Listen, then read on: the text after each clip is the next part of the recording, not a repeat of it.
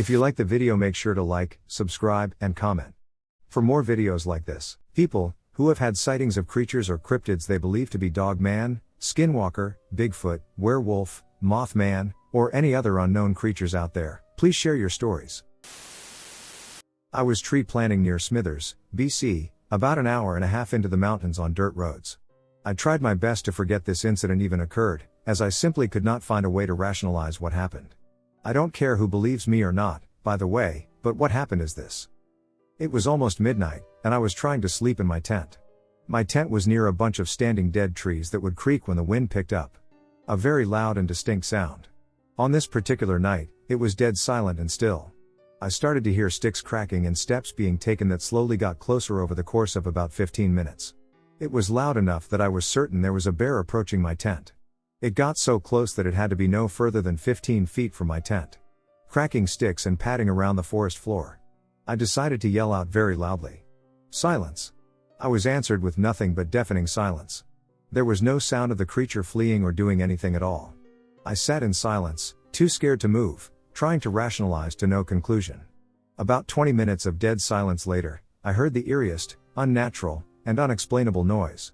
It was the exact same timbre and volume, and basically the same sound as the trees outside creaking. But instead of being a regular creak, it began and then held the exact same note of creak for a full 5 seconds or even longer. It was like an unnatural drone that was obviously not a tree creaking. There was not a hint of wind or any other trees creaking as per usual. I got barely any sleep, and the next day was tough, and I just had to forget about it. I didn't ever make the connection that skinwalkers are known to imitate sounds like that until a few weeks ago. This happened in July 2022. If anyone has had a similar experience or has any ideas of what this could have been, I'd love to hear. So, this encounter happened around 2 years ago while I was living with my parents in Texas. At the time, I was waking up from a short nap and did not see it as anything unusual. I just figured it was some kind of partially dream or something of the like. I was napping on my bed. At the time I had a futon, so I wasn't too far off the ground, in the middle of the day. I can't remember the exact timing of when this took place to save my life. As I opened my eyes, I saw, for only a second, the image of some white humanoid creature kneeling on its hunches and looking at me. It couldn't have been that tall since its eyes were only a few inches above my bed. I could see the top of its knees, which it was resting its head against. While I can't remember many details about its face, somehow I knew that it wasn't entirely right, for lack of a better term.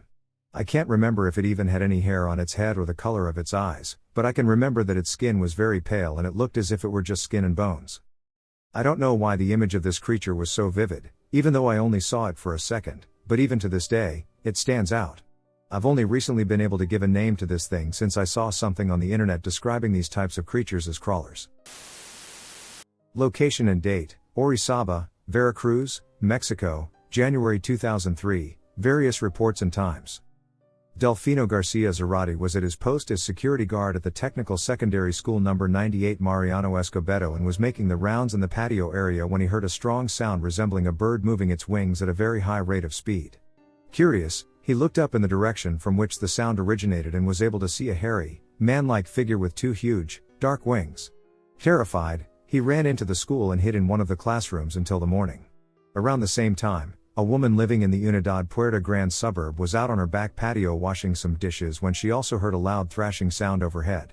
At first, she thought it could have been an eagle and looked up, but was surprised to see a hairy, man-like figure floating overhead on a pair of huge wings. Terrified, she also ran into the house. Also around the same time, in Cocolapam suburb, a man and his son were repairing the TV antenna on their roof when they noticed a winged creature, gray and hairy in appearance, that was approaching their location from a northerly direction. The winged humanoid glided on a pair of huge wings and quickly disappeared from sight. Another woman reported being awake around 3 a.m. and taking a shower when she looked out the bathroom window in the direction of nearby Cerro de Escamilla and was surprised to see a huge winged, dark creature resembling some type of prehistoric being gliding slowly over the area. Others in nearby Cerro del Borrego have seen a similar winged creature. I received a telephone call from a 36-year-old man from Altoona, Pennsylvania. He had come across the blog while searching for information that could help him identify a creature he encountered in the summer of 1998. The location of the encounter was an area known as Homer's Gap, which is located in Logan Township in Blair County, Pennsylvania. He He and another man were traveling west on Homer's Gap Road, approximately 2 miles from the turnoff onto Homer's Gap Road, from Grandview RD, and as they were in a wooded residential area, they noticed something standing on the side of the road. As they slowed, the light from a nearby residence illuminated an 8-9 foot upright wolf, described as looking the same as the Lycans in the movie Underworld. Wolf-like head, covered in black and brown matted hair. Long muscular arms with human-like hands hanging down along the body. As they approached this beast, it immediately got down on all fours and sprinted across the road. It was then that they noticed it had large, black, human-like feet and hocked legs.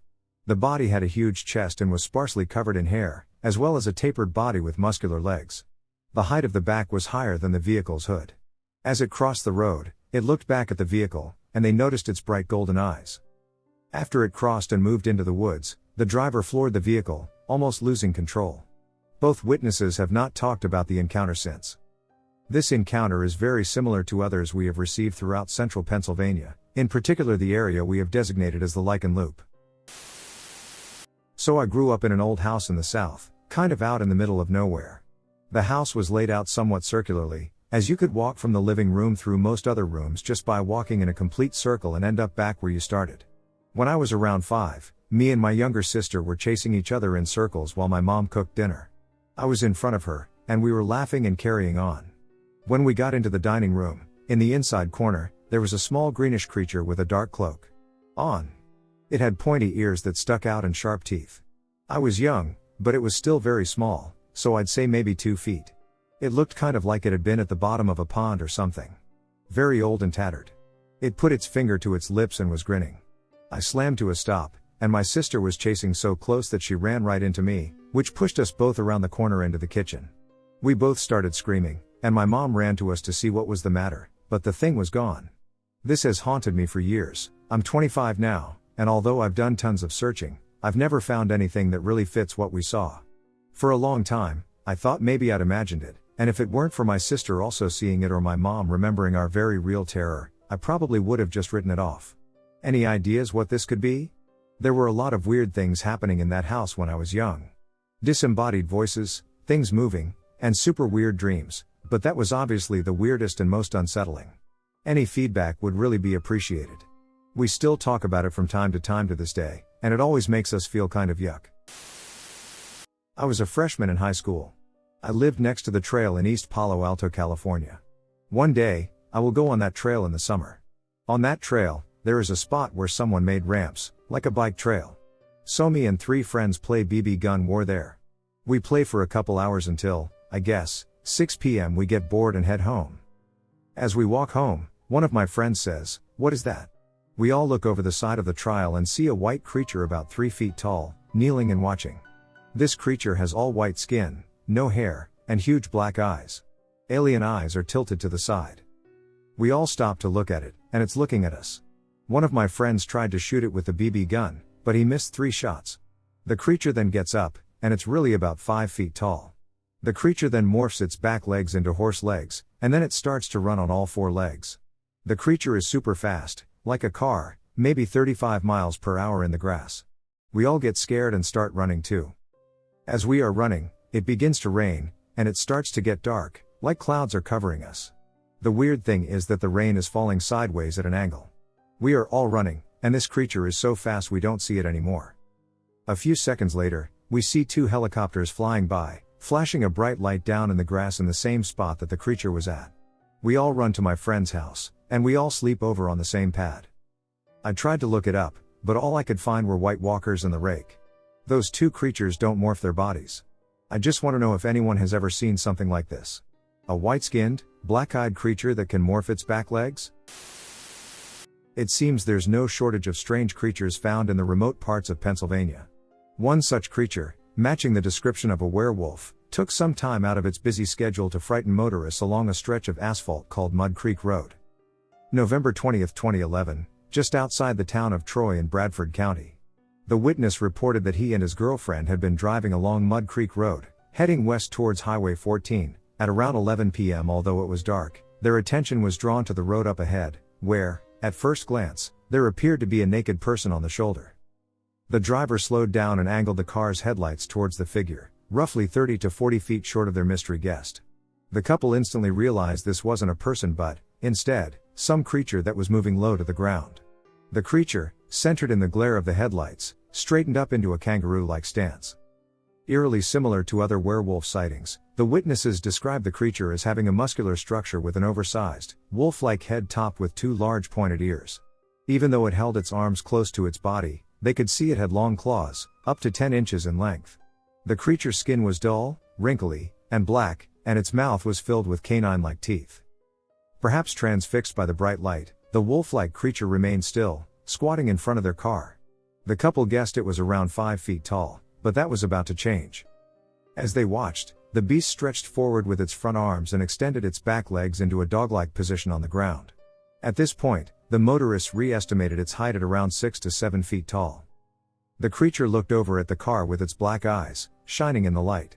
According to the driver, an expression of panic washed over the creature's face, suggesting it had not realized there was an audience. Perhaps also indicating a level of sentience not commonly associated with an animal. Suddenly, the creature crouched down and leapt over a 7-foot embankment, clearing it in one jump. The witnesses estimated it covered around 40 feet before disappearing into a wooded area. I have seen something, and I need to know if there is anything close to what I am about to describe. This creature is like a slender man. In the fact that it appears mostly without a face. It stands about 6 feet tall and is decently built. There are no abnormal limbs. From behind, you may mistake it for a pale old man. This creature can disguise itself as a human, and when it does, there is no ability to tell it is not. It may use some kind of mud-like substance to change its appearance. And once it sheds, the remains look like a pile of dry skin. That has the consistency of latex. The creature is sentient and can speak, usually through an echoing ethereal voice. I couldn't tell if I was hearing it or if the voice was in my head. There was also a creature with a chalky white face, deep, hollow eyes, and a large, toothy mouth. Its complexion is that of dry, cracked, pale dirt. It screams a raspy scream and scurries along to attack its victims on what appears to be the body of a skinned infant. It's somehow related to the other one, though it may not be the same thing. Did I just make these things up? Or is there anything that sounds sort of like these? I was living in Boise, Idaho, at the time, and this specific sighting was near Hillside Junior High, if you're familiar with the area. It was in autumn, about 9 or 10, I believe, after it had gotten dark already. I was having a sleepover with some friends, and we decided we wanted some snacks, so 2 of us set out for the dollar store. To do this, we took quiet neighborhood streets that were mostly filled with old people already in bed. As we passed a crossroads, we saw the creature.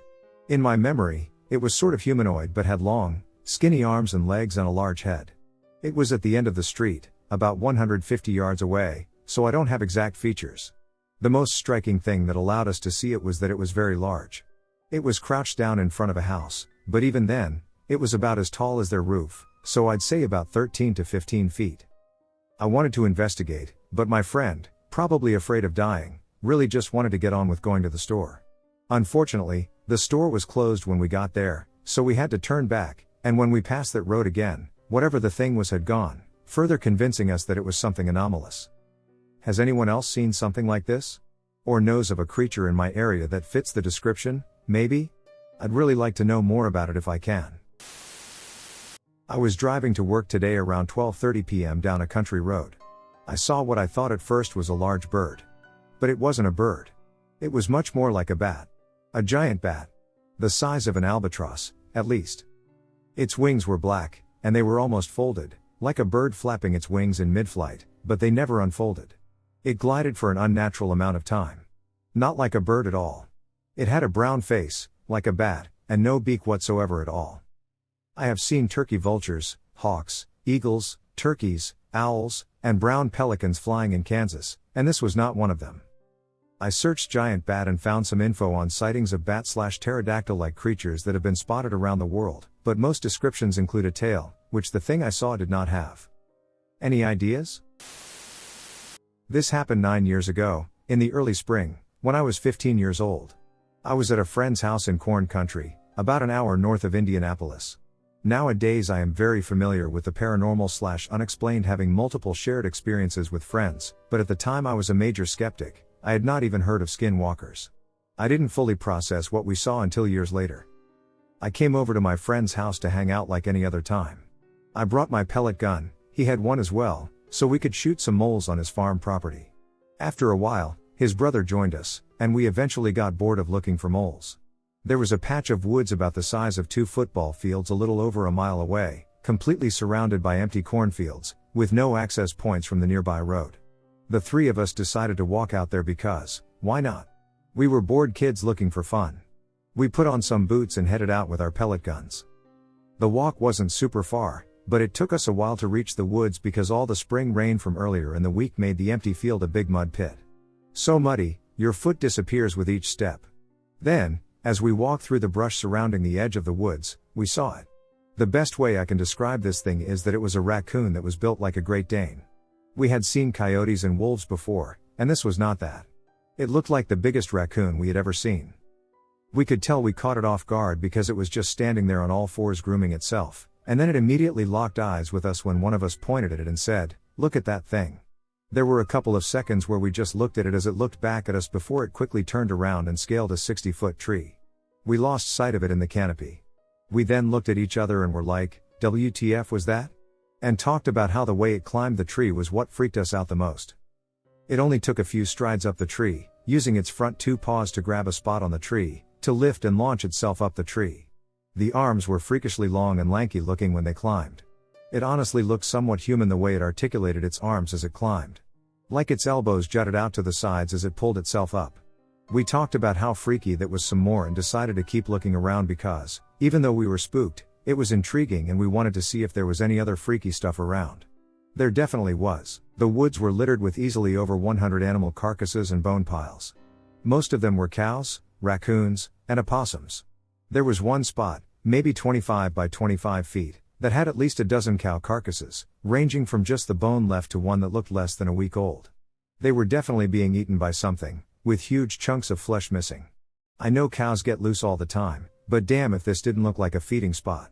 My theory is that this thing was stealing cows from local farms for food. There are a couple within 5 miles. We also found a man-made small pond near the middle of the woods that couldn't have been more than 6 feet wide. There was a shovel and a plastic bucket sitting next to it.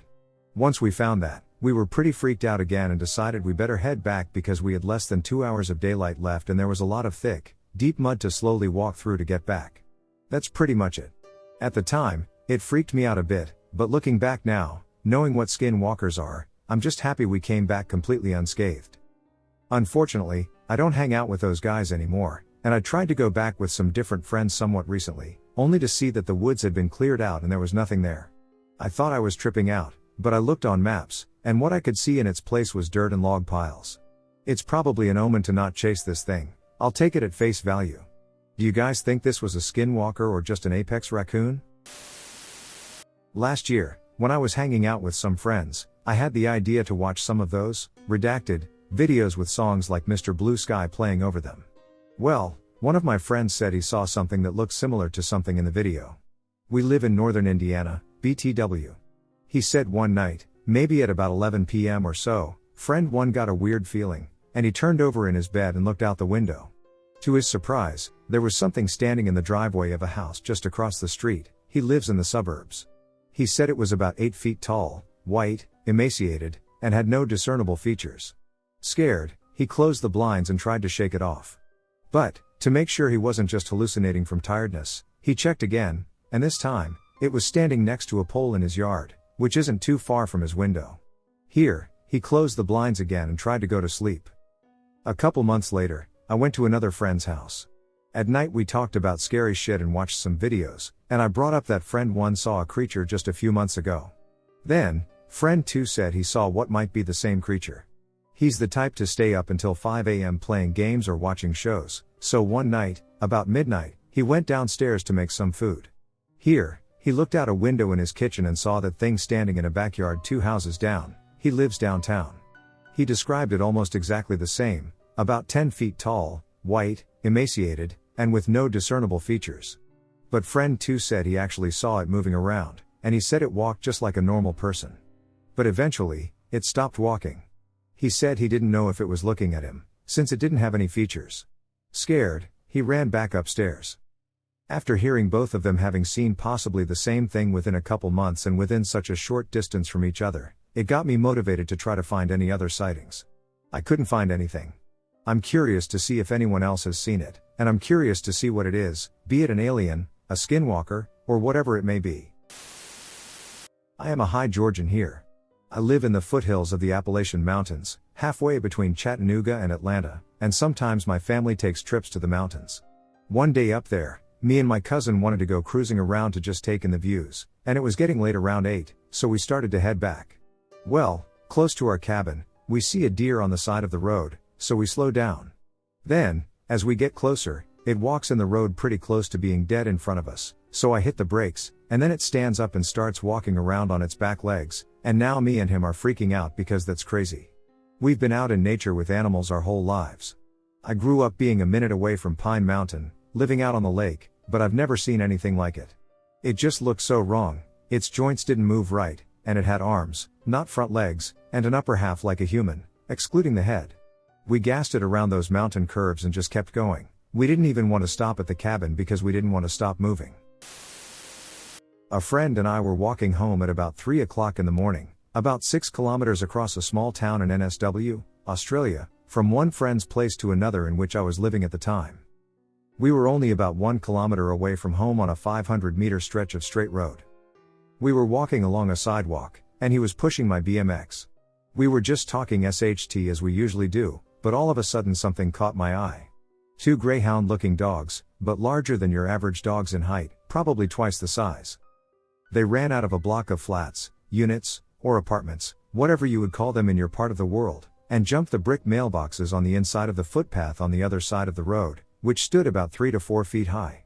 Both of these dogs landed in the middle of the road, then ran in the opposite direction from where we were walking. As they ran further away, they became larger and larger in size. While they grew larger, they seemed to begin to stand up on their hind legs and morph into some large muscular Bigfoot or werewolf-looking creature, and in my mind, I could not comprehend what I saw. These creatures ran around the corner in the exact direction we walked from, and about 5 to 10 seconds after they turned the corner, we heard what sounded like a female child scream. At that point, we both looked at each other, and I could tell he saw what I saw, as he was just about to haul ass and bail on me on my bike. I said FK that and jumped on the handlebars, and he pedaled like I had never seen before. I don't think he skipped a pedal for the whole rest of the trip home. When we got home, we locked the doors and closed the windows, and I asked him to explain exactly what he saw to me, and to my surprise, it was exactly as I had witnessed. He was an indigenous Australian, as was his elder brother. We explained the experience to him, and he said it was probably a yowie, which I believed at the time, but this story is not typical of yowie sightings in Australia. It is safe to say that this scared me enough to go out at night for quite a while. We told a few people about the experience afterwards, but most of the time people would laugh or joke that we were on drugs or brought up hairy man, which is a slang term for a yowie, while drinking, but I can assure the people reading this the same thing we told them. This was a completely sober experience. After the joking and carrying on, I pretty much kept this story to myself, only telling a select few people who want to hear paranormal stories. I don't try to convince anyone if it's real or not, they can decide for themselves, but I know what I saw. On March 21, 2011, the witness, a businessman passing through the area, stated that this was the freakiest thing I ever saw, and it made the hair stand up on the back of my neck. The man told me that he was driving down the road when, from about a 1/4 mile away, he observed something on the right side in a grassy area. His first thought was that it was a deer. The driver stepped on the gas to move closer to get a better view. From about 50 yards away, he observed something that appeared to be hunched down and then stood up. The driver then observed a very tall, muscular creature. At this point, the driver had his high beams on and watched as the creature walked in front of a yellow reflective road sign, then crossed the 2-lane road in 3 long steps and continued into a wooded area. What he saw was a humanoid figure that stood at least 8 feet tall and appeared to have smooth leather-like skin that was of either a darker tan or a light brown color. The creature never looked at the witness and was only observed from its side. The head appeared to be flat in the front section and then rounded out. At the top back of the skull, it was like one of those aerodynamic helmets. The top was not quite a point but looked like a ridge on top of the head. The face was flat, and the eyes were not clearly defined, but the man thought that they might have been pointed in the corner. The ear that was observed on the left side was long and flat, came up and back, and was pointed backwards like a flap. The arms were muscular and a little longer than those of a human. The hands looked more like a claw, but the number of fingers was unclear. One physical trait that stood out were the extremely muscular legs. The witness stated that it was hard to explain, but the legs did not move like those of a human and looked like they bent backwards. The witness also saw what appeared to be wings on its back, which were tucked into its body, with the wing tips extending toward the side of its head. No unusual sounds or smells were noticed during the observation, which was estimated to have been about 7 to 8 seconds. As the motorist approached the location where the creature entered the woods, it could no longer be seen. The next day, the witness decided to drive back to the location of the encounter to look for any evidence. The ground conditions were not suitable for tracks, and nothing was found. The witness did, however, measure the road sign that the creature had walked in front of. The sign was just over 8 feet high, and the head of the creature was estimated to have reached about 4 inches above the sign. Since that initial report that I received concerning this strange encounter, it has been learned that other local residents from that same area also reported seeing a similar unknown creature. Moth-man-like creatures in Colorado. Greeley, Colorado. A strange creature sighting has a Colorado family worried there could be more of it to come. K. Brown, 73, was helping his son clean the attic Saturday when a strange happening allegedly took place. I had just climbed up in the attic, my son was on top of the ladder in the garage, watching me through the door, when I saw a big thing moving around. At first I thought it was a big rat, but that was no rat, he told CN. The man claims a long, tall, dark figure moved in front of him as he stepped into the darkness. Yeah, it was dark, I know, but I had a flashlight with me. I heard a sound similar to chattering teeth around me and steps. They certainly sounded like human steps to me. As I point the light at it, I call my son to hurry and come in to see for himself, he said. When Brown's son purportedly rushed through the attic's door, he didn't know what to expect. I thought he was joking, explains the 42-year-old landscaper. I imagined he was playing with me, pulling my leg, you know? The thing is, when I came inside and saw that thing standing there, well, I thought it was one of those Halloween dolls hanging in there. I told my dad to stop playing and help me clean the place, but that thing moved on its own. It was crawling like a baby, then it tried to stand up, and as it touched the ceiling, it ran through the wall and disappeared. We noticed a big hole on the wall that wasn't there before, but there is no exit to the outside. There is a portion of the wall that's shallow. The two men agreed the creature was about 7 feet long, thin, and had smooth, dark skin. Well, I mean, it was crouched down, but we estimated it was about 7 feet long. I saw some sort of arms and hands, both very long, and the hands had tons of fingers and claws. Reminded me of that movie with the Mothman, the younger man said. When my dad pointed the light at its face, it started moving its mouth, which was tiny with little teeth like a piranha, and ran away. I noticed the eyes were completely dark and had no pupils or anything else. Pitch black, maybe because the light was hurting it. The creature reportedly emitted a high-pitched sound before fleeing. The men claimed they looked inside the hole, but there wasn't anything to be found in there. It was like a short tunnel, and it went down the house. I don't know any birds or raccoons that make tunnels like that on thick walls. We haven't heard anything there anymore, but we are kind of concerned it had come back, said the homeowner. I saw something extremely strange one night while coming home from work. I live literally right on the Haskell County and LaFleur County lines. My road is literally called County Line Road. This thing, I've seriously no name for it at all, was so strange that goosebumps immediately covered my entire body, and my eyes just started running with tears. I can't say exactly what color it was or seemed. In memory, I can only see what would best be described as TV static, like on old tube TVs when you were on a channel that your antenna couldn't pick up. It was walking across Highway 9, and as soon as my headlights hit it, it stopped. I couldn't discern any facial features that it had, but somehow I felt like it was looking at me. I don't even remember the rest of the drive home, to be honest. But I know it scared the shit out of me. I've never seen anything like it since, although I did try to describe it to a Cherokee friend of mine, and she stopped me and said never to speak of it to her again. So I honestly don't know. But it was definitely scary. June 12, 2009 middle dot. So my dad and I were hiking back in late November, 2005, in a place called the UBC Research Forest north of Pitt Meadows, British Columbia, Canada, about 30 miles east and a bit north of Vancouver, Canada. It's on the edge of the mountains, with several logging roads and trails. Anyway, the day was already getting late when we headed out, and the weather was horrible. There was no wind, but there were showers, hail, and slush, about 3 degrees out. We were the only ones in the area hiking. The parking lot was empty both when we arrived and left. So after about an hour of hiking randomly up logging roads and trails, We were a good several clicks into the area when we took a break by a small stream and a small gully. Anyway, we smell this horrible scent, sort of skunkish, with a human and fish scent mixed in. Anyway, neither of us has ever smelled anything like this before, and we both have encountered every large animal there is out here on the coast. Because there was no wind, we knew it was close. So we keep going along this hillside. Above us, 50 feet, is an old, overgrown logging slash. Below us, a thickly wooded slope. We could see maybe 100 feet down the slope. Anyway, we get this feeling we are being followed. The forest becomes too silent. Even the local ravens didn't make a sound. We smelled this scent another 2 times, stronger. So we begin hiking faster. As we come out of a small gully, we hear a crash. Spinning around, we race back to the crest and look back down. Something large and tall, easily taller than my dad, who is 6 feet tall, disappears into the bush. We just caught a glimpse of dark brown. Because neither of us is armed, we continue on at full speed, knowing there is a logging road ahead. Again, we smell this weird smell. We heard noises from the old logging meadow above us. Whatever it is moving very silently. Yet, at odd times, it would break a branch or bump a small tree. Anyway, I've been followed by bears and cats before, neither moved like this.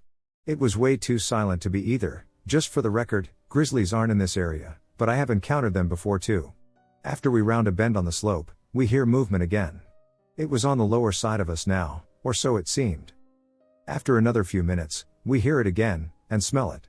Now it was moving on the upper side of us, just over a low ridge, maybe 100 feet away. By now, we can see the logging road 100 or 200 feet ahead. Then this thing let out a cry. It sent a shiver down my spine. My dad, who I have never seen afraid of before except the one time I was near death, another story, went cold. It sounded the cross between a whoop, a human, and something unknown. It lasted for about 5 seconds. We turned and ran to the road. Running down the road, we pass a junction and continue heading south. I dropped something a few seconds later, about 200 feet past the junction. I stop, turn, and pick it up. Up amongst the trees, something tall and dark ducked out of sight. I haven't a clue what it was. But it was tall and fairly slim. It was too dark to really tell what it was, getting close to dark. And so we run back to the parking lot. Unfortunately, it snowed the next day, several inches, otherwise, we would have gone back and searched for evidence of this occurrence. Which, to this day, scares the both of us off. Nevertheless, this is the only time I have ever been scared in the woods. Apparently, people have been seeing moths around O'Hare Airport in Chicago since June, with fairly consistent sightings.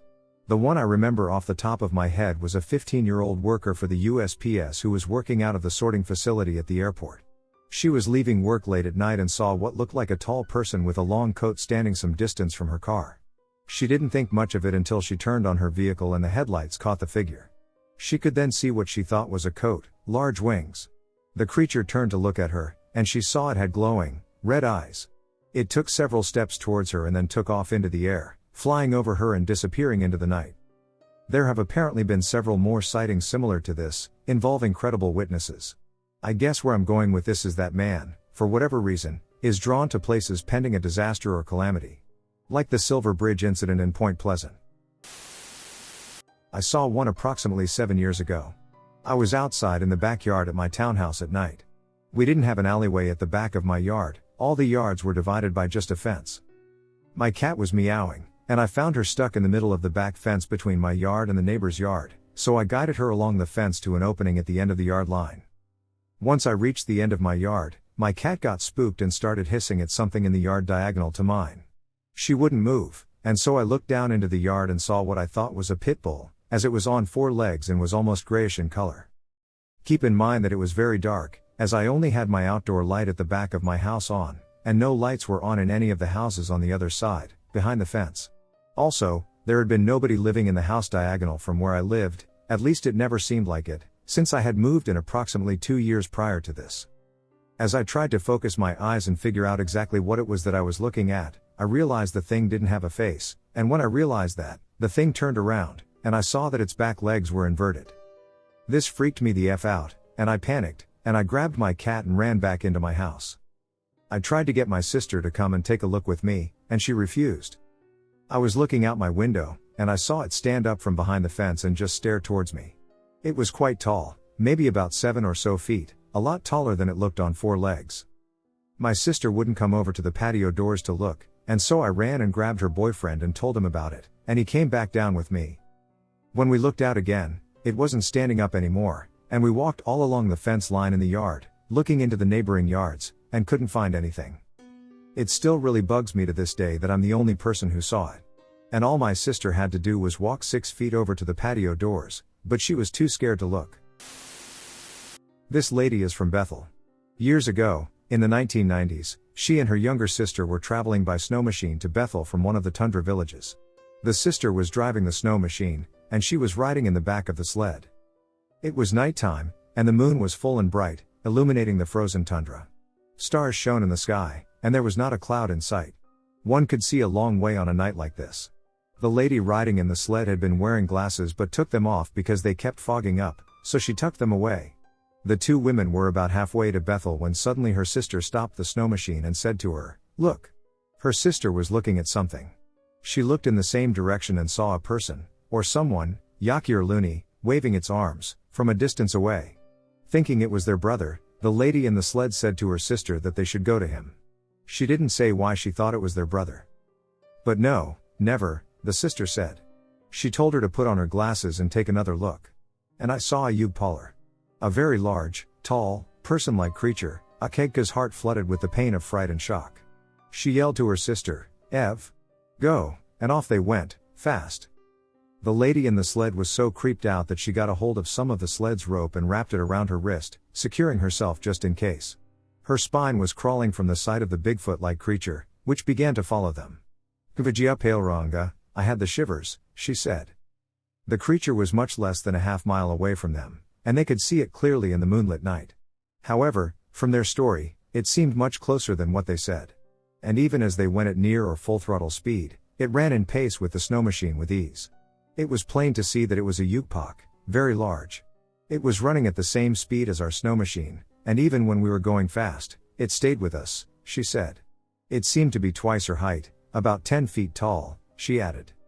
And when we went downhill, it followed us. It was running, Malaiker Kwayakukya Mengun. When we would go up, it would go up, too. But on the 3rd climb up, it was gone, she said. The Bigfoot-like giant had run with them for about 10 to 15 minutes before disappearing behind a rise in the tundra. At that point, the sister wanted to stop for some reason, but no, the sister in the sled urged her on to keep going. When the ladies reached Bethel, they went to another sister's home. The older sister told the younger that they should keep the sighting to themselves. I told her that we wouldn't tell anybody, don't talk about it, or people will think we're crazy, she said. They won't believe us. This is the story of my first encounter with an odd creature I grew to call a skinwalker. I didn't start calling them that until I came face to face with a second one, and I didn't know that skinwalkers were already a thing. I am now 16, but this happened when I was 9. At the time, I lived in a very, very small town in Michigan, not even on a map, called Stockbridge. The town lays outside of a semi-thick wood, or, as I have been told by my dad, much of it was cut down. My house was on the outskirts of town, near the woods. There wasn't much to do in town, there were no fun places to go, and I had no video games or TV, so me and my friend, Jake, would spend all of our time outside. As this was the case, both our parents were comfortable being outside without supervision and let us do what we wanted. The day of this story was August or September, and it was already dusk, but my dad agreed that Jake and I could take his dog for a walk in the woods as long as we didn't stay out long.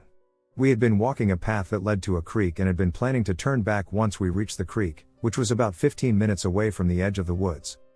We were about 10 minutes into the walk, and Jake's dog, Midnight, had been sniffing everything in reach.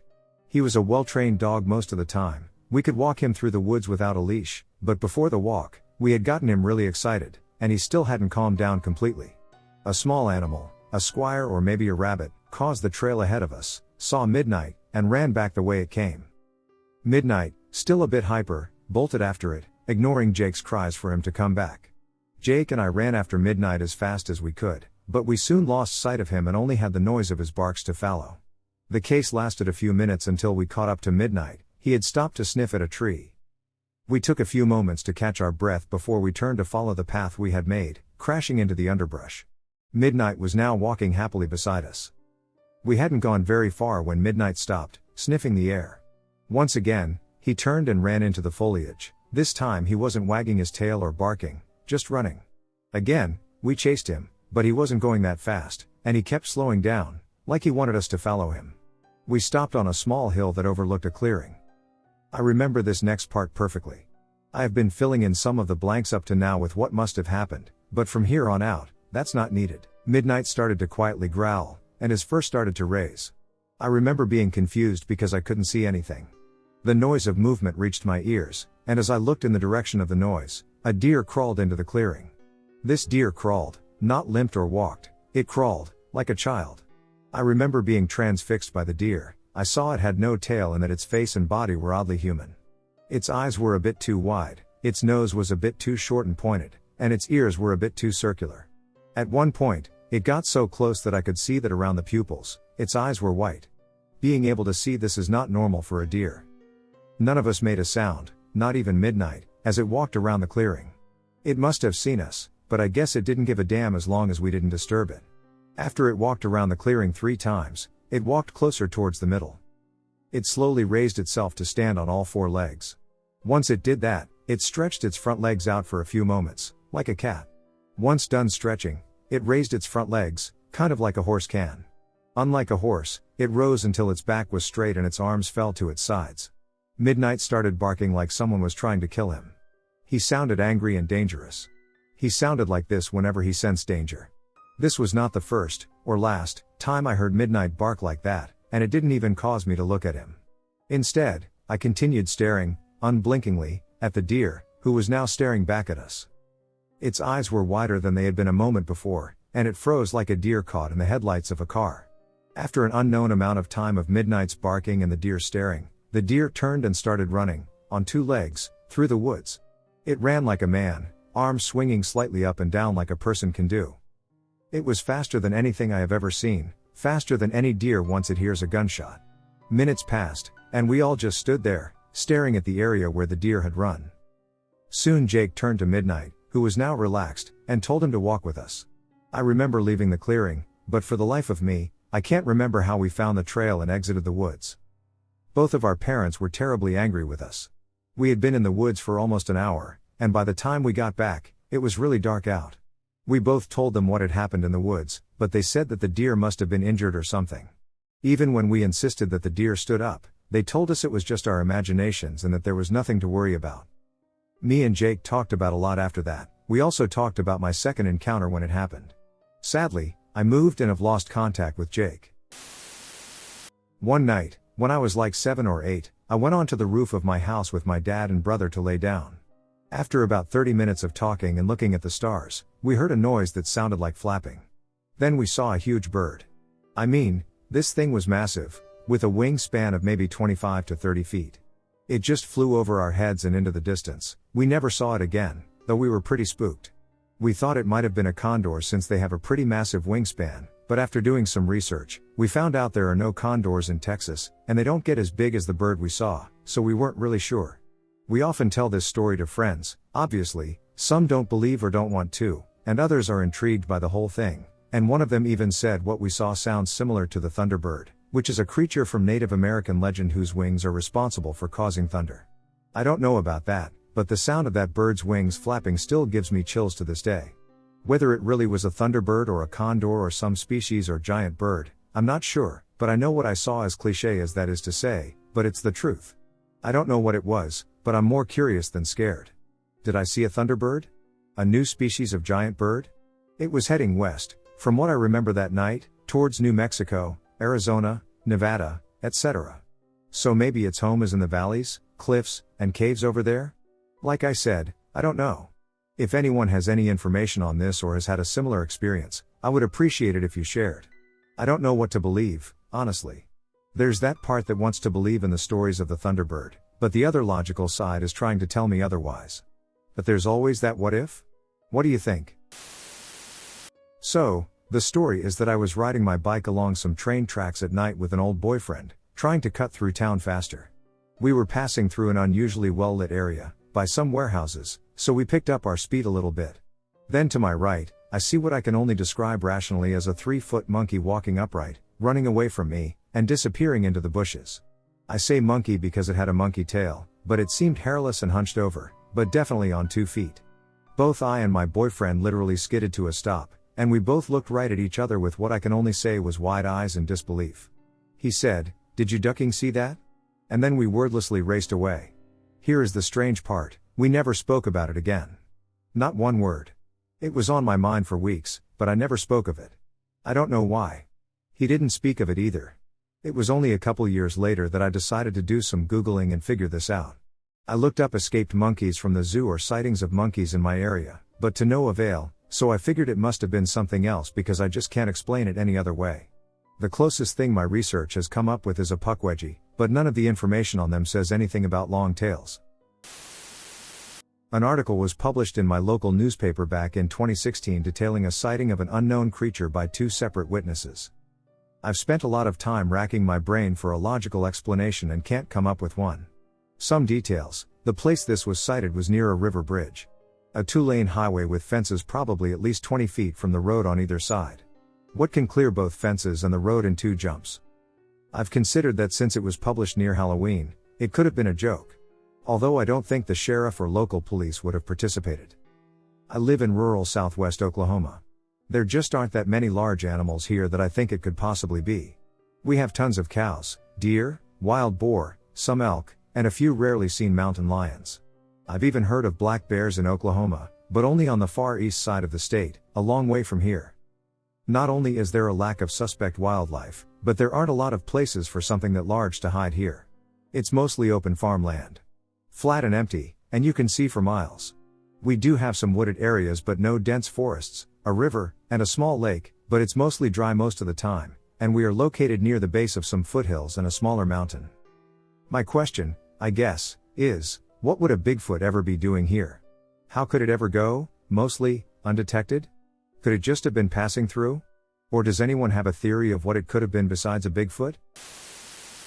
On March 27, 1907, the Nevada-based Reno Evening Gazette newspaper ran a story with the very eye-catching title "Wild Man Startles People of Kentucky." The subtitle added even more to the eye-opening and jaw-dropping nature of the story: hairy creature seen by farmhand, and both are so scared that they prepare to run. The story revealed a great deal, all of it astonishing and controversial. Information has been received here that the people in the country around Buena Vista, a village in Garrard County, are much excited over the reports that a wild man has high haunts in the Kentucky River Hills near that place. A party is being organized to explore a cave where the creature is believed to have his lair and attempt to capture him. The saga continued when Jim Peters, who was a farmhand working for a man named S.D. Scott, the postmaster at Buena Vista, encountered the hair-covered man-thing in Bowman's Woods, in the vicinity of High Bridge. Peters believed that the wild man was attracted by the scent of his dog, which may very well have been the case. Indeed, in the presence of the hair-covered thing, Peters' faithful pet responded by yelping and showing every evidence of extreme fright. Peters was just as terrified as the dog, and particularly so when the creature approached within barely 60 feet of the pair. The writer of the newspaper article detailed what happened next. Peters says he was too frightened to run. The apparition kept its eyes on the dog until I asked what it was doing there. Unsurprisingly, the hairy man-beast failed to respond in English, or in any known language, to Peters' unintentionally amusing question. Instead, it turned and vanished into the dense woodland. Fortunately, Peters was able to get a good look at the monster. He described it as having long, wild, dark hair. It wore a coon skin tied about its loins. And it had claw-like talons instead of fingernails. When fear-filled Peters finally made it back to Buena Vista, and he told his boss, S.D. Scott, what had just gone down. Scott, seeing that Peters was serious and not pulling a prank on him, quickly whipped up a posse to track down what may very well have been some type of Bigfoot-like creature. Although the beast was not found, its tracks were in the mud of the river bank.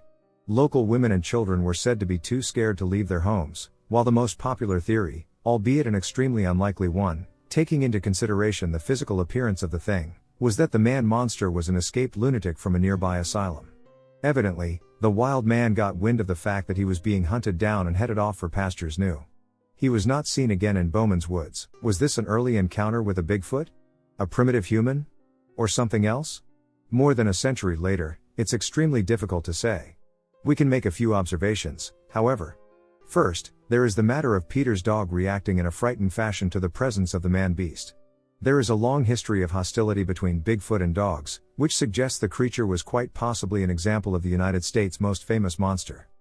The second observation revolves around Peter's words that the animal had claw-like talons rather than fingernails. This is most unlike Bigfoot and far more suggestive of something else. But what? And then there is the issue of the thing wearing a coon skin that was tied about its loins. Yes, we do occasionally get reports of Bigfoot wearing ragged clothes, as strange as such a thing might sound, so perhaps that pushes things further down the road to Bigfoot. As for the monster having long, dark, wild hair, that is certainly not typical of Bigfoot, whose hair is generally described as being short. In other words, the man-beast of Bowman's Woods was a definitive anomaly. It still is. I'm reaching out to see if anyone can point me towards any info about a rather strange creature my grandmother told stories about since I was a child, and to this day she still swears is true. They were never told with the intent to scare us, but rather, I always got the notion that it was something she strongly believed and was simply offering as a warning, even when I hear her retell it now that I'm in my 30s. The time frame would have been around 1900 to 1915 in southwestern Virginia when all this started, and it continued on up into the late 30s and early 40s after my grandmother was born. My grandmother lived with her grandparents at the time, and as is customary in the region, it was not uncommon to have several relatives in a household on any given day. Their home was well back in a deep valley, or holler, as we like to call it.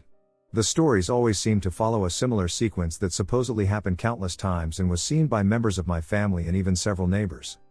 Sometimes during nights when the moon was full and clear, they'd all be laying asleep, all in a small home with most of the beds in a single room, only to be awakened by something stomping on the roof like it was trying to shake the rafters loose.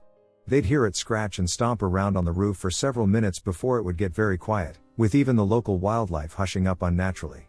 After a little while, they'd hear something thumping the kitchen table like it was dancing, and then the sounds of her grandmother's china cabinet slamming the wall and the contents being thrown and broken all over the floor. When they rushed to see what was happening, nothing seemed amiss, and the room seemed perfectly normal, with every dish in place. One night, she says her grandfather and his brother had had enough of this and sat up well into the night, shotguns in hand, with a clear moon shining, to catch this thing and kill it. Well, sometime after everyone was asleep and they were still up and waiting, as expected, the roof began to heave violently, and something jumped off and landed in the front yard, making a noise that she describes as sounding like a turkey gobbling, but if the turkey was possessed by the devil himself and as big as a train car. She says it was so loud that the house shook. Her grandfather rushed outside to confront it and could hear its footfalls just feet ahead of him as he chased it down the trail and into the woods. He swore that the moon was so bright that he could have seen a rabbit in the weeds from yards away, but he never could see whatever it was he was chasing, even though he saw grass parting and limbs breaking as it ran ahead of him. He said he could even hear it breathing and screeching. Eventually it just vanished, and he was left standing in the dark, and the woods were so quiet you could hear a pin drop. It was a while before anything happened again, and the neighbors across the mountain had heard of this tale in the local community. One of their older sons came over to sit with her grandfather for a few nights to see this thing because he didn't believe a word of it. He was a very serious man, and she thought maybe her grandfather was suffering from a sickness of the mind. They put all the children to bed each night and sat at the hearth way up into the morning with the other adults to wait and see if it would show itself. Bear in mind that, up until this point, no one had laid eyes on the thing. It was the middle of summer, and they had the front door propped open to let the breeze in. The man was the only one facing the door as they were all sitting in chairs talking, and all of a sudden he got up and screamed like he'd been shot and climbed over two women trying to get away from the door, even knocking them to the ground. Grandmother says he was a mild gentleman and very quiet, and she'd never seen anybody so scared. It was completely out of character for him. He was inconsolable and swore he saw it looking through the door into the home in the moonlight but never would give a description, only saying that man never had words made to go with a thing like that. They moved out of the house sometime after that and never got any idea of what it was that was causing all the commotion, but several other people in the area came forward to report similar events at their homes after her grandfather told his tale to the community. In those days, and with people as clannish and private as folk in this area are, it's not surprising that they'd be reluctant to share something like this with their neighbors for fear of being ridiculed at best and thought to be devil worshippers or cursed at worst. Do any of you have any information pertaining to legends or stories from the region of similar occurrences? I've researched quite a bit online and can't seem to find anything that matches this description. I would love to know if there's anyone else in the Appalachians who has seen or heard about something like this. It's such a strange story, but I know my grandmother is telling the truth when she tells the story. You can see her fear and hear it in her voice. Any help would be appreciated.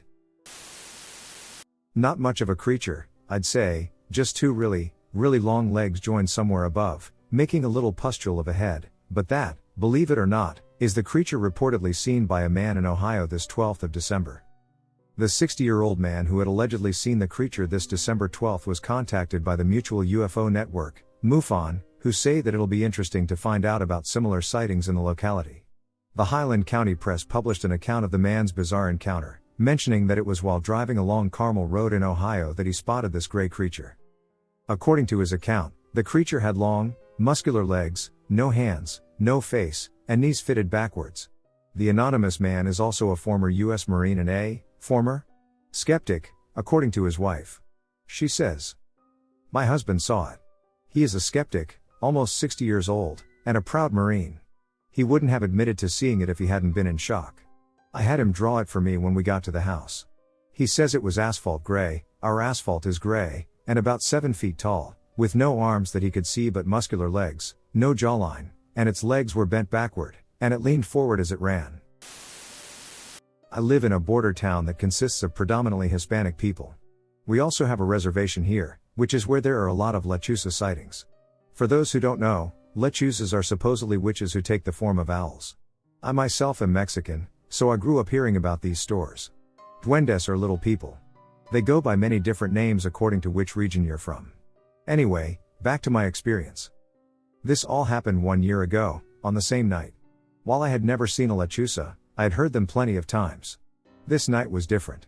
I was with 2 friends, drinking on the reservation. We had a few beers but weren't even buzzed. No drugs, either. We went outside for a coffee, and it didn't take long for us to spot something in a tree right in front of us. It was clearly an owl. But with the face of a human. There was no mistaking it. Supposedly, if you come across one, you're supposed to tell them firmly to leave. Well, the guys I was with made the mistake of taunting it, calling it names, and just being stupid kids. I was scared at this point and suggested we go inside. As soon as I open the door, something flies inside, goes to the room furthest from the door, and all you hear are noises coming from that room. The light turns on by itself, and the back door slams open. At this point, we are freaked out because we know we just let her into their home. Out of nowhere, spiders start appearing everywhere, as well as rats. We're in the kitchen talking about what we should do when one of my friends says, "Do you guys see that? Behind the couch? Is that a duende?" I thought he was messing with me because I was extremely freaked out, and I told him to quit ducking with me. Sure enough, I looked where he told me, and sure enough, peeking from behind the couch was a small man with a little hat and dressed in white. I, of course, freaked out and ran out of the place. A lot of other weird things happened to all of us after that. I've had a few different paranormal experiences in my life, but these are the only 2 occurrences I can remember that involved a beast of any sort. I believe I witnessed the same creature/being twice within a few days to a week of each other in my town. I'll begin with the first sighting I had. I live in a nice suburb of Metro Detroit. There aren't many large animals in the area, aside from deer. The only other animals in the area are your typical pets, squirrels, and an occasional fox or 2 for the most part. It's a pretty tame area. I was driving through the neighborhood leaving my girlfriends around midnight last summer. As I was driving north on a street in the subdivision, something caught my eye from the very left edge of my field of view. It appeared to be a very large and well-built creature, hurtling from a backyard, on the grass, and into the street. I slammed on my brakes immediately in disbelief at what I was witnessing. It was moving extremely fast. I don't have a very good estimate, but I would say at least 40 to 50 miles per hour.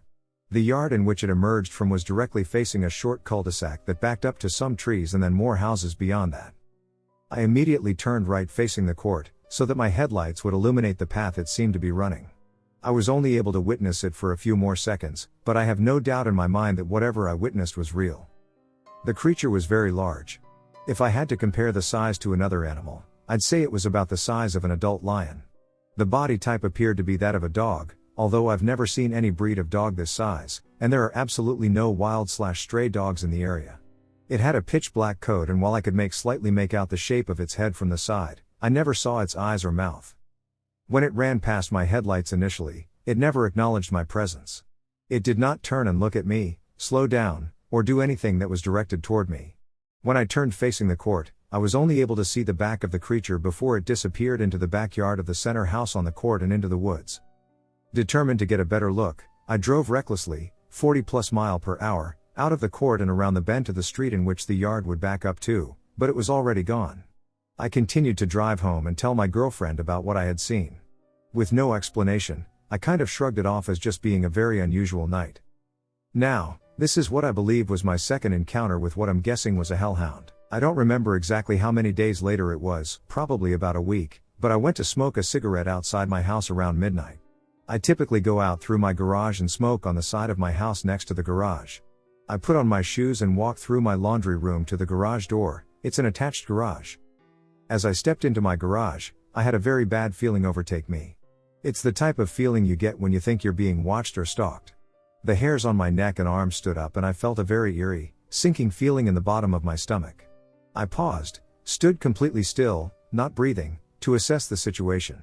A few seconds passed and I heard and saw nothing.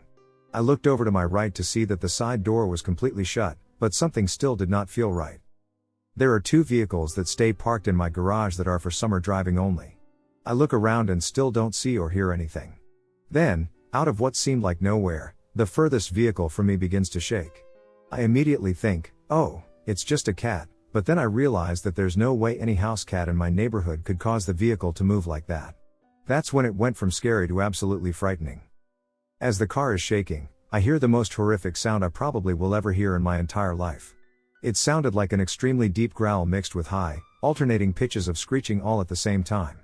The noise hit me at the deepest, most primal level and struck a level of fear I've never experienced. Even when I've faced life or death situations, held up at gunpoint, I've never felt this feeling. It was deafeningly loud and the vehicle began to shake even more. The noise was more horrifying than anything Hollywood could dream up. It sounded like whatever it was warning me to leave, but then began to get angered at my presence. I was too afraid to stay any longer and immediately slammed the door into my house and locked both locks.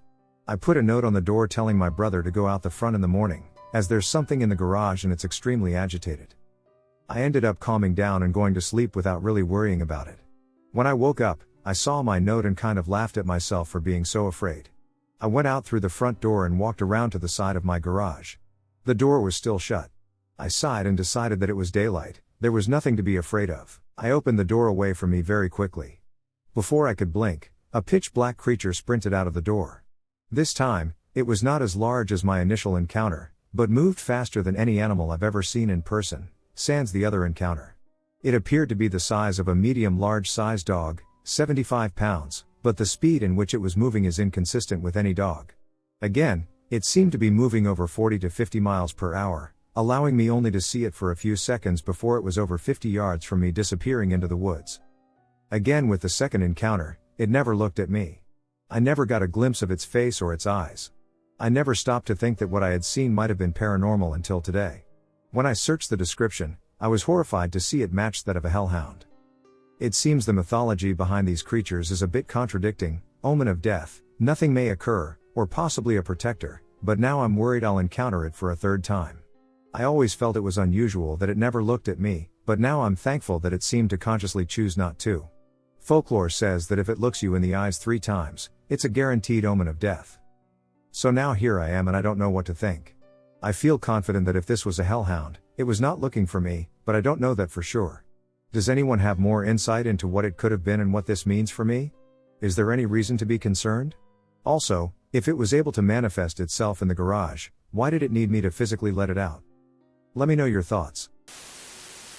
So I have been thinking about sharing this story for a while. It was a few years ago when I first encountered what my sister and I believe is either the rake, the wendigo, or just some type of humanoid creature. We live in New York, specifically around the Binghamton area. We would go to the Evergreen Cemetery in Owego a lot. We would go to take pictures during the day because it was a beautiful sight during the day. The highest peak of the cemetery looked out over the main downtown area, and once night set, it was an incredible sight. Anyway, before this experience, I had previous encounters after dark with my fiancé and his friends. But this was nothing like the others. After dark, this cemetery's entire ambience changes in an instant. I am hyper aware of every corner of my vision and my hearing, and I just feel incredibly uneasy. My adrenaline starts to rise. So this one night, my younger sister wanted to go see what I was talking about. So I'm not sure, but we need to stay in the car. We enter the cemetery, which is a hill that evens out past the old groundskeeper's house, then around a tight right turn. This then turns into a straight hill with an open area of graves to the left and to the right. Then another branch of road to the right, a little ways up. We take that turn, which you can keep following, or you can turn off to leave. I stop at the small intersection, and we sit in silence, taking in what we can see. The feeling of being watched creeps in after a while. And my sister starts to frantically pull my arm, and as I look at her, I notice her gaze is fixated near a gravestone. The best way I can describe what I saw is this: it looked like I was looking at the back of Gollum from The Lord of the Rings, but bigger. It was long, emaciated looking, and hairless. Then its head whipped around and locked eyes with my sister. She froze and stopped shaking my arm, so I all but slammed the car into drive and sped down the hill out of the cemetery.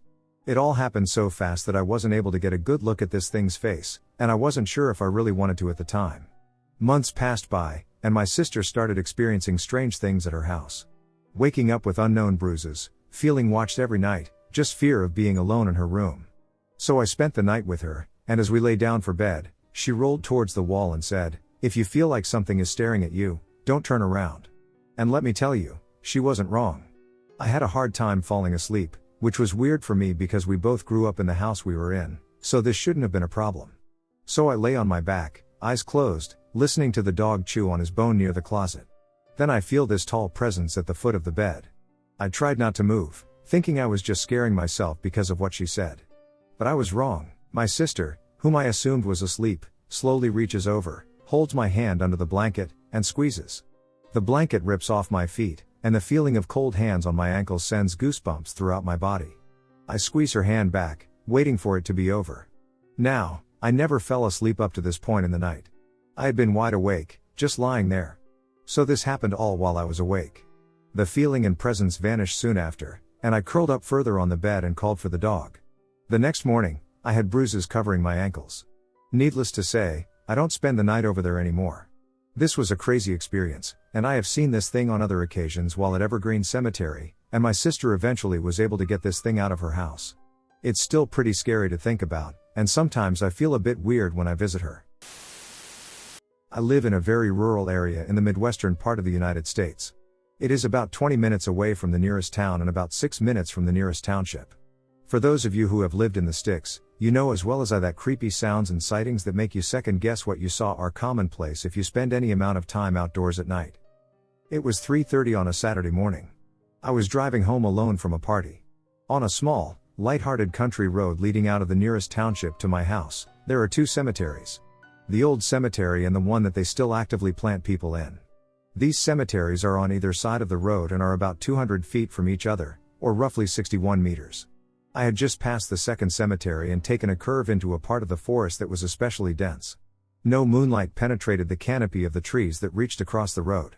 I slowed down in case a deer decided to jump out in front of me, as was frequent in that area.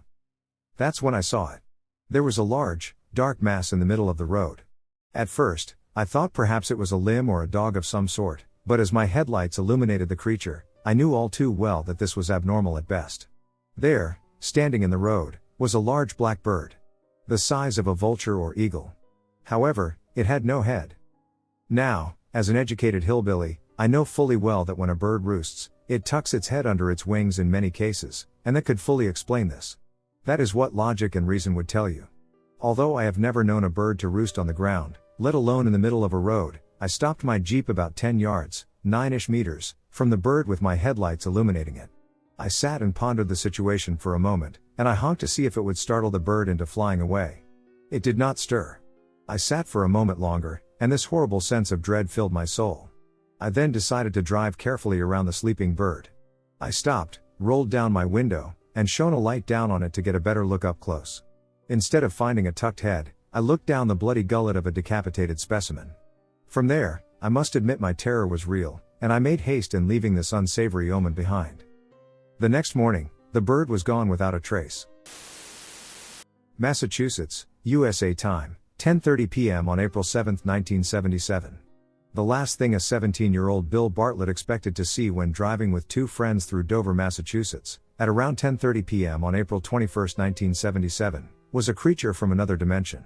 Yet that is what he may have done, at least in the opinion of some investigators, and judging from Bill's description of what he saw, they could have a point.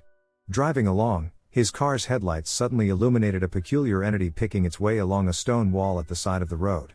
The creature had a disproportionately large head, shaped like a watermelon, with two big, protruding eyes that glowed orange, but it did not seem to have a mouth, nose, or ears. Its body was small, its neck and limbs were long and thin, and its fingers and toes were slender and supple. The creature appeared to be hairless, but its peach-colored skin was rough in texture.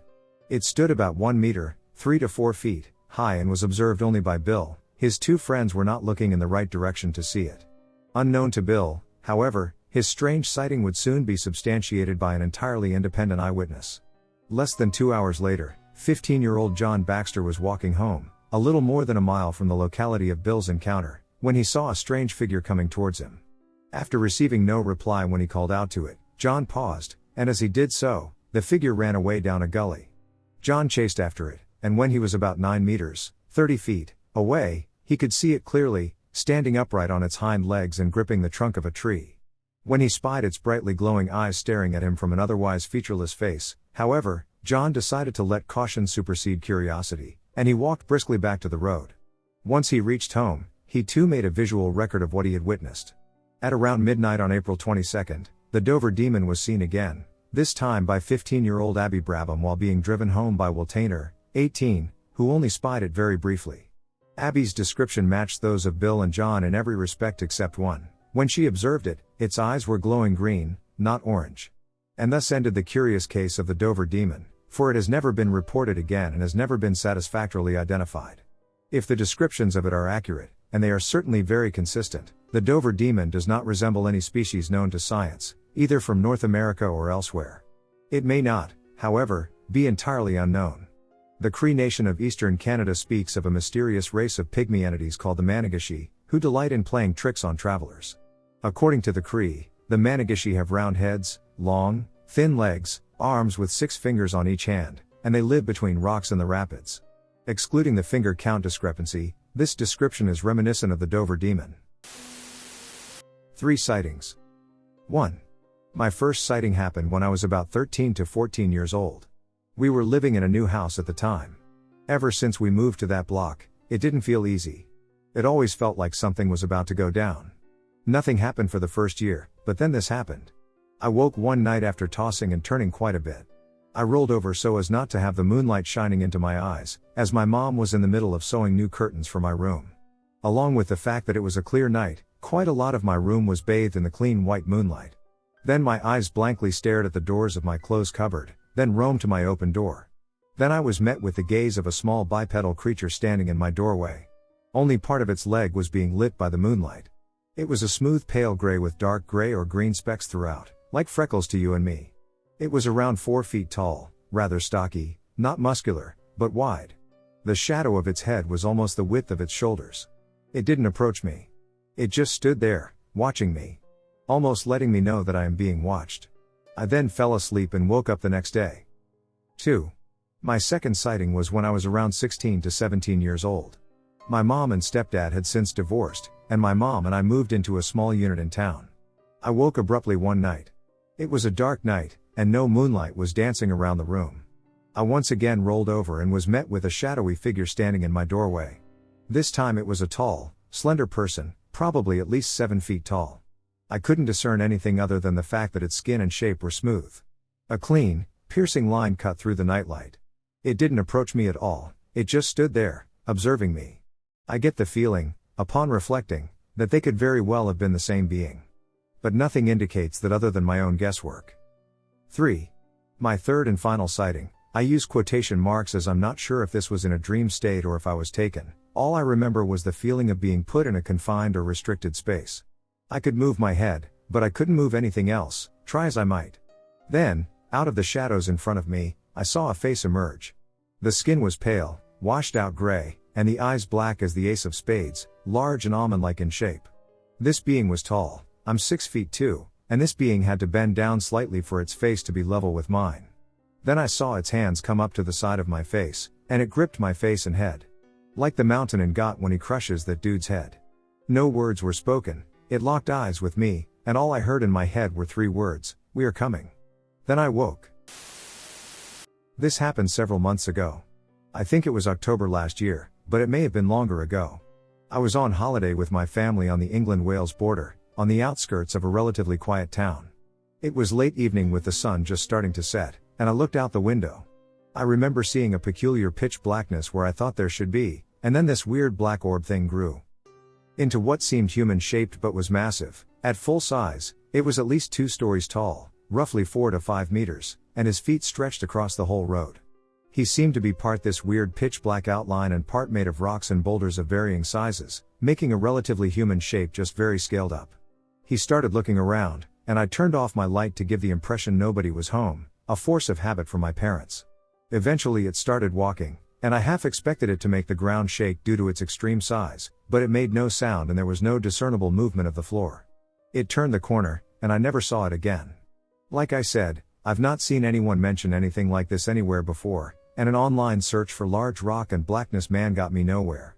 Any ideas?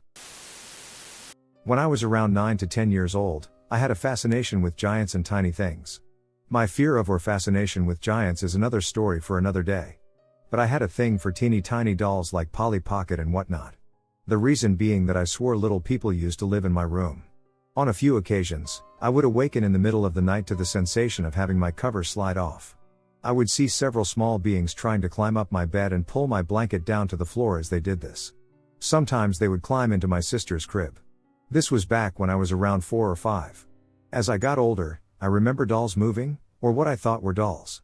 One time, I dropped something on the floor and climbed down the bed to look for it. I got down on my hands and knees and peered under my bed just as a dozen tiny people scrambled to hide. They were accompanied by tiny horses. I swear this all happened. Many years later, I recalled this memory to my mother, and she said we had a rodent problem when I was a kid. They weren't rodents. They were tiny people, wrangling tiny horses. As for the things that used to climb my bed and my sister's crib, they resembled a creature from Cat's Eye. I swear, all of this is true. Back in September 2009, my girlfriend and I decided to go camping at Wickiup. On the south side of the lake is a Forest Service road, with several primitive camping spots all over and right near the lake shore. Well, we ended up going to a spot that I have camped at many times before, although usually with a large group of family and friends. It is very remote, and being late summer, there was absolutely no one else around. So it started when we arrived in the early afternoon. I had my SUV with a small boat on a trailer for fishing. We had decided to just sleep in my SUV and not set up a tent, as there was plenty of room in the back. Well, after arriving, I was a bit groggy from the long drive, and my girlfriend and I decided to take a short nap in the back of my SUV before setting up camp. We also had her dog, a Jack Russell Terrier, with us, so we put her on her dog run, staked it into the ground, and went to sleep. After about an hour, we woke to a very strange, faint, and buzzing sound. For some reason, I was on high alert, with a feeling of dread that I cannot explain. It was still daylight out. I grabbed my AR-15 and handgun and swept the perimeter of our campsite. This is where it starts getting creepy. Her dog was hiding and cowering under my truck, shaking in fear. Her leash was cut, not chafed, from, say, a rock or something sharp, but cut with precision. Now, mind you, this dog liked to run away and wander without being leashed, but she was clearly spooked and cowering under my vehicle. Now my GF and I were getting extremely bad vibes. I searched all around for signs of someone else being around us, but there was nothing. After a while, we calmed down, the buzzing noise went away, so we built a fire and decided to just relax and put everything behind us. The one thing I couldn't shake was the unease and dread. Then it started getting dark. Now here is where it gets unexplainable. I kept seeing movement in the trees by our campsite. Fleeting glimpses of something. Then I saw it, something all black, which looked kind of like a humanoid of some sort. I immediately grabbed my rifle and ran to where I saw the thing. It was no more than 30 feet away, but there was nothing there. There were no sounds of someone retreating, absolutely nothing. My girlfriend saw it too. She decided to douse the fire and pack up, and we left immediately after. We ended up driving to a different lake nearby and staying in a state-run campground, which had several other people camping. We finally felt safe, and all the feelings of dread were gone. I cannot explain what happened to us there, but I know it was not a human being messing with us. On another note, I am not saying this is related, but I did find some recent occult activity near the beach. There was a pentagram in the sand with burned out candles and other items nearby. That weird, low-frequency buzzing sound was really weird as well. Year, 1999. Location, Elkhorn, Wisconsin. This is the sighting that got everyone talking. It was the night of Halloween 1999, and an 18-year-old woman named Doristine Gibson was driving along, you guessed it, Bray Road, when her car suddenly jerked as if she had hit something. She got out of the car and walked back along the road, straining to see. Then she caught sight of what she had hit. A huge, dark, hairy figure began rushing toward her. Gibson ran back into her car and began to drive away. The beast reportedly jumped up onto the trunk of the car, but due to the wetness of the rain-covered car, it could not hold on and fell to the ground. Gibson said she drove back to the location that same night with a young trick-or-treater, and they both saw a large figure laying on the side of the road. They didn't stay long. Gibson reported the sighting the next day, which is what brought the other witnesses to share their tales. At this point, no one was sure what the creature was, so they dubbed it the Bray Road Beast. Year, 1992. Location, Elkhorn, Wisconsin. Tammy Bray, the wife of Scott Bray, was driving back to her home on Bray Road when she saw the creature. She also described a tall, broad-shouldered, and muscular beast covered in dark brown hair. The dog-like face and glowing yellow eyes matched the previous descriptions of the Wisconsin werewolf, though at this point, the other sightings had still not been widely reported. Year, 1990. Location, Elkhorn, Wisconsin. An 11-year-old girl named Heather Bowie saw what she thought was a large dog stand up on its hind legs and run away. She lived near Bray Road, which would become part of the famous nickname for this werewolf. Year, 1989. Location, Elkhorn, Wisconsin. Russell Jess saw a large, dog-like creature in Elkhorn close to the time of the previous two reported encounters. He described the creature in a very similar way to the other reports, stating that it stood on its hind legs and began to slowly approach him before he ran away. Year, 1989. Location, Elkhorn, Wisconsin. The town of Elkhorn, about an hour south of Jefferson County, had its own reports of the Wisconsin werewolf. The first werewolf sighting occurred in 1989, though it wasn't reported until another sighting was reported 10 years later. A woman named Lorianne Andreezy had seen a large figure on the side of the road. As she got closer, she realized that it was not a person but a tall beast, covered in gray or brown hair, with a dog-like face featuring fangs, pointed ears, and glowing yellow eyes. Year, 1972. Location, Jefferson County, Wisconsin. A woman, name unreported, called 911 when she heard someone trying to break into a rural home in the middle of the night. Upon further investigation, it appeared that it was not a person but a large animal that had tried to get in. A few weeks later, the creature returned and again tried to forcefully enter the house. This time, the woman saw the creature. She described it as around 8 feet tall, covered in dark brown hair, and standing on 2 legs. It had long arms with hands that had long, sharp claws on them. When the creature couldn't get inside the house, it went out to the woman's barn and attacked a horse. The horse was alive, but it had a deep cut across its back. The Wisconsin Department of Natural Resources investigated, finding a footprint that was said to be over a foot long. So me and my 2 best friends were driving down this heavily wooded area, the typical hills, dirt roads, and woods, and one friend just jumped out of the car all of a sudden and started running down the road. He said, "I saw a thing." And when I asked him about it, he just said, "I don't know, I thought it was a deer, but it stood up." He said it in a kind of frantic way. He said when he was standing, the spot where it was the hair on his neck stood straight up, as did mine and our friend Jacob's. We all got in the truck and started driving, and 5 minutes down the road, this thing just came running on its hind legs.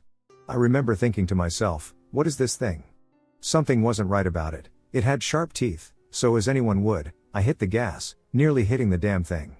At this point, we all had a stomach ache and a headache, and in our area, we have experienced a lot of strange stuff, but this one was just different. Its eyes were at the front of its head, but it looked like a deer. Its teeth were sharp like raisin blades, and all I can describe it as is demon-like. Once we got home, we locked all the doors and windows and closed the blinds. We all looked it up as fast as possible, and the internet was out, it's never out, and we had no connection at all. Tyler, the friend that first jumped out, had a migraine for 4 days and still gets headaches whenever he drives by that spot on the road. This was a terrifying night that I never want to happen again, as we all got stomach aches and headaches and violently started vomiting. When my dad got home, we told him, and he just said, "There are some things we were never meant to see," and that was the night me and 2 of my best friends saw the deer. I was born in Ashland, Kentucky, and lived there until I was 6. Around that time, my mother inherited her father's 1,000-acre farm in Fayette, Kentucky, so obviously we moved there. When we first moved there, we lived in an older, small home on the property while remodeling a much bigger home that was actually the home my mother grew up in. When the bigger house was complete, all our family came over and had a really nice cookout, I guess a housewarming party. As the day came to a close and most people left, a few of my parents' friends and my youngest uncle stuck around to help clean up and probably enjoyed a brew or two with Dad.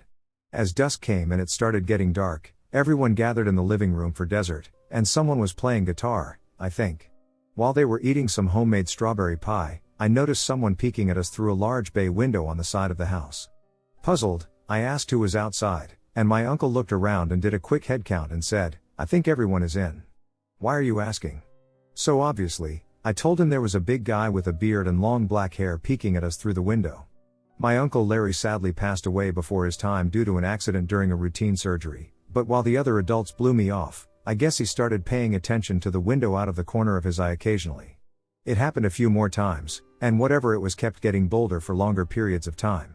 I need to mention that the house is set fairly high off the ground because there's an old-style cellar beneath it, and the bottom of that window is about 5 feet or so off the ground. I'm 6 feet 3 inches now, and the window comes just above my pecs. Whoever was looking through this window was tall because they looked like they were slightly bent over, and their heads were still reaching the top half of the window. Finally, my uncle caught a glimpse of the peeping Tom and told my dad, who was sitting next to him, that there was a person looking in the window, and he was way taller than anyone he knew. So being an old-school country boy, my dad had a huge selection of firearms at his disposal, including a .357 on his side and an old 30-30 he kept near the front door behind an old-school umbrella holder. I suppose it was there for easy access if anyone tried to break in. Quietly, my dad got up and told my mom to keep everyone inside while he and Larry checked things out. While my dad was standing up, he caught sight of it himself, so he handed my uncle his pistol and walked over to grab his 30-30. While this was happening, the thing, unsure of what else to call it, pressed its face against the window, giving almost everyone a good glimpse at its face. It was a big old head with what looked like a beard but had sparse hair even on its cheeks, forehead, and around its eyes. The skin was weathered looking and almost gray in color. So obviously, when everyone witnessed the things facing against the window, a large commotion happened, with screaming, running away from the window, and such. My uncle went towards the side door, and my dad went through the front with the plan of meeting in the middle, where this thing was. I also believe my dad or someone else turned on the front porch light. This thing took off, running across our yard towards our barn, and behind the barn was a huge field that sloped up gradually at first but then got a bit steeper until it reached the top of the hill. At the point I came to the front porch with the adults, which was probably only 15 to 20 seconds, the thing had passed our barn and was halfway up the hill. Whatever this thing was had amazing speed and endurance because from our house to the top of the hill, it was probably 300 plus yards, and it had covered half of that in almost no time. I remember watching it run and being amazed at its speed. Probably as fast as a horse in the KY Derby, or maybe more. At this point, it was getting pretty close to the top of the hill. My dad shoulders his rifle and takes what he described later as a warning shot. My dad was a multi-time state champion in skeet shooting and a highly decorated veteran in the Army, but at that range with open sights and with it being almost dark, it would have been a nearly impossible shot, so I highly doubt he even came close to hitting it. The strangest thing happened next, though. After he fired his rifle, the thing emitted a glowing light. Yeah, I know it's all hard to believe, but I saw it myself and have heard the story from other people there numerous times. The light went one way and the thing the other. It was a yellow light, not really bright, and it was round in shape. By the time I stopped looking at the light, the tall, hairy thing was gone. I've never really told this story to anyone that wasn't family, and I admit it's a strange story, but it's what happened. There were never any issues at the house. It was a great place to grow up. If you don't believe it, I understand, and I don't really know what the thing was. All I know is that we left after that night. This happened before the year 2000, because I remember that at the New Year celebration for 2000, my stepfather shot his gun at the skies as a means of celebration, which, emo, is extremely dumb, but you know, hillbillies. Mexican hillbillies. We lived in a small house that was under construction at the moment. It was atop a hill. The street went down to a stream that used to be a river but now was almost dry. The only church in town was some 100 meters down the street or hill, and there was a little park. As the wall of the yard was down and being rebuilt, my mom was afraid of going to the bathroom alone. Yes, it was that type of countryside town. The bathrooms were outside of the house, in the yard, at least in the houses I remember, so she woke my stepdad in the early morning to go with her. He was looking at the stars outside the bathroom, and when my mom came out, she saw my SD was looking at something, and then she saw it. It was a bird-like creature, skin smooth like a seal, gray color, with a wingspan of some 3 to 4 meters wide, but the wings were not flapping. They were curved like a bird's wings when they were just floating, thanks to the wind, and there was no discernible head. The front was oval-shaped as far as she could see, the body looked like any bird's body it fly, the tail was triangular, there was a green glow coming from the tail, it was sort of fluorescent as it covered the whole thing and emanated around. They did not mention anything about the legs of the thing. Other curious details are that my SD said he thought, I better get my camera and take some pictures, and my mom was terrified and wanted to grab the broom to hit it and take it down. They both say that when they wanted to move, they could not at all, that they were frozen, that they could think of doing something but their bodies would not react. The creature took some 15 minutes to fly the 100 to 150 plus MTS it took for it to get lost behind the trees, and they could not move until it did. It being such a secluded place, and with old school religious people, they told my parents, yes, everyone in the town knew what was going on all the time, that it was a witch, specifically a Nahuala, which is a Mexican skin changer. I have always been divided between some sort of experimental drone, which, emo, makes no sense, as I mentioned before, and some sort of unidentified cave-dwelling bird. There are a lot of minds around. What are your thoughts? My wife, daughter, and I went camping over the holiday weekend. We both took off work Friday and headed off to meet up with a group of friends who were camping with their kids and dogs for the holiday weekend. They were already out there and had found a nice campsite that was big enough for our group. Just a spot off of a service road with a primitive fire pit and not an official campground. In total, there were 10 of us, 7 adults and 3 tweens. We were camping out in an area south of Mount Rainier, just outside of the park boundary, off of a road that would lead you to a locked gate that enters the park. We knew at the end of the road there was a locked gate because all the cars that went that way had to flip back around because it was only accessible to national park staff. We set up our camp in a flat area that would fit our 2 tents that they had raked up for us prior to our arrival. It was a bit closer to the road than their tents were. They had set up their tents much further back. Once camp was up, we hung out with our friends while the kids played and had dinner around the fire. Just friends hanging out and having drinks hanging around the fire, and all was great.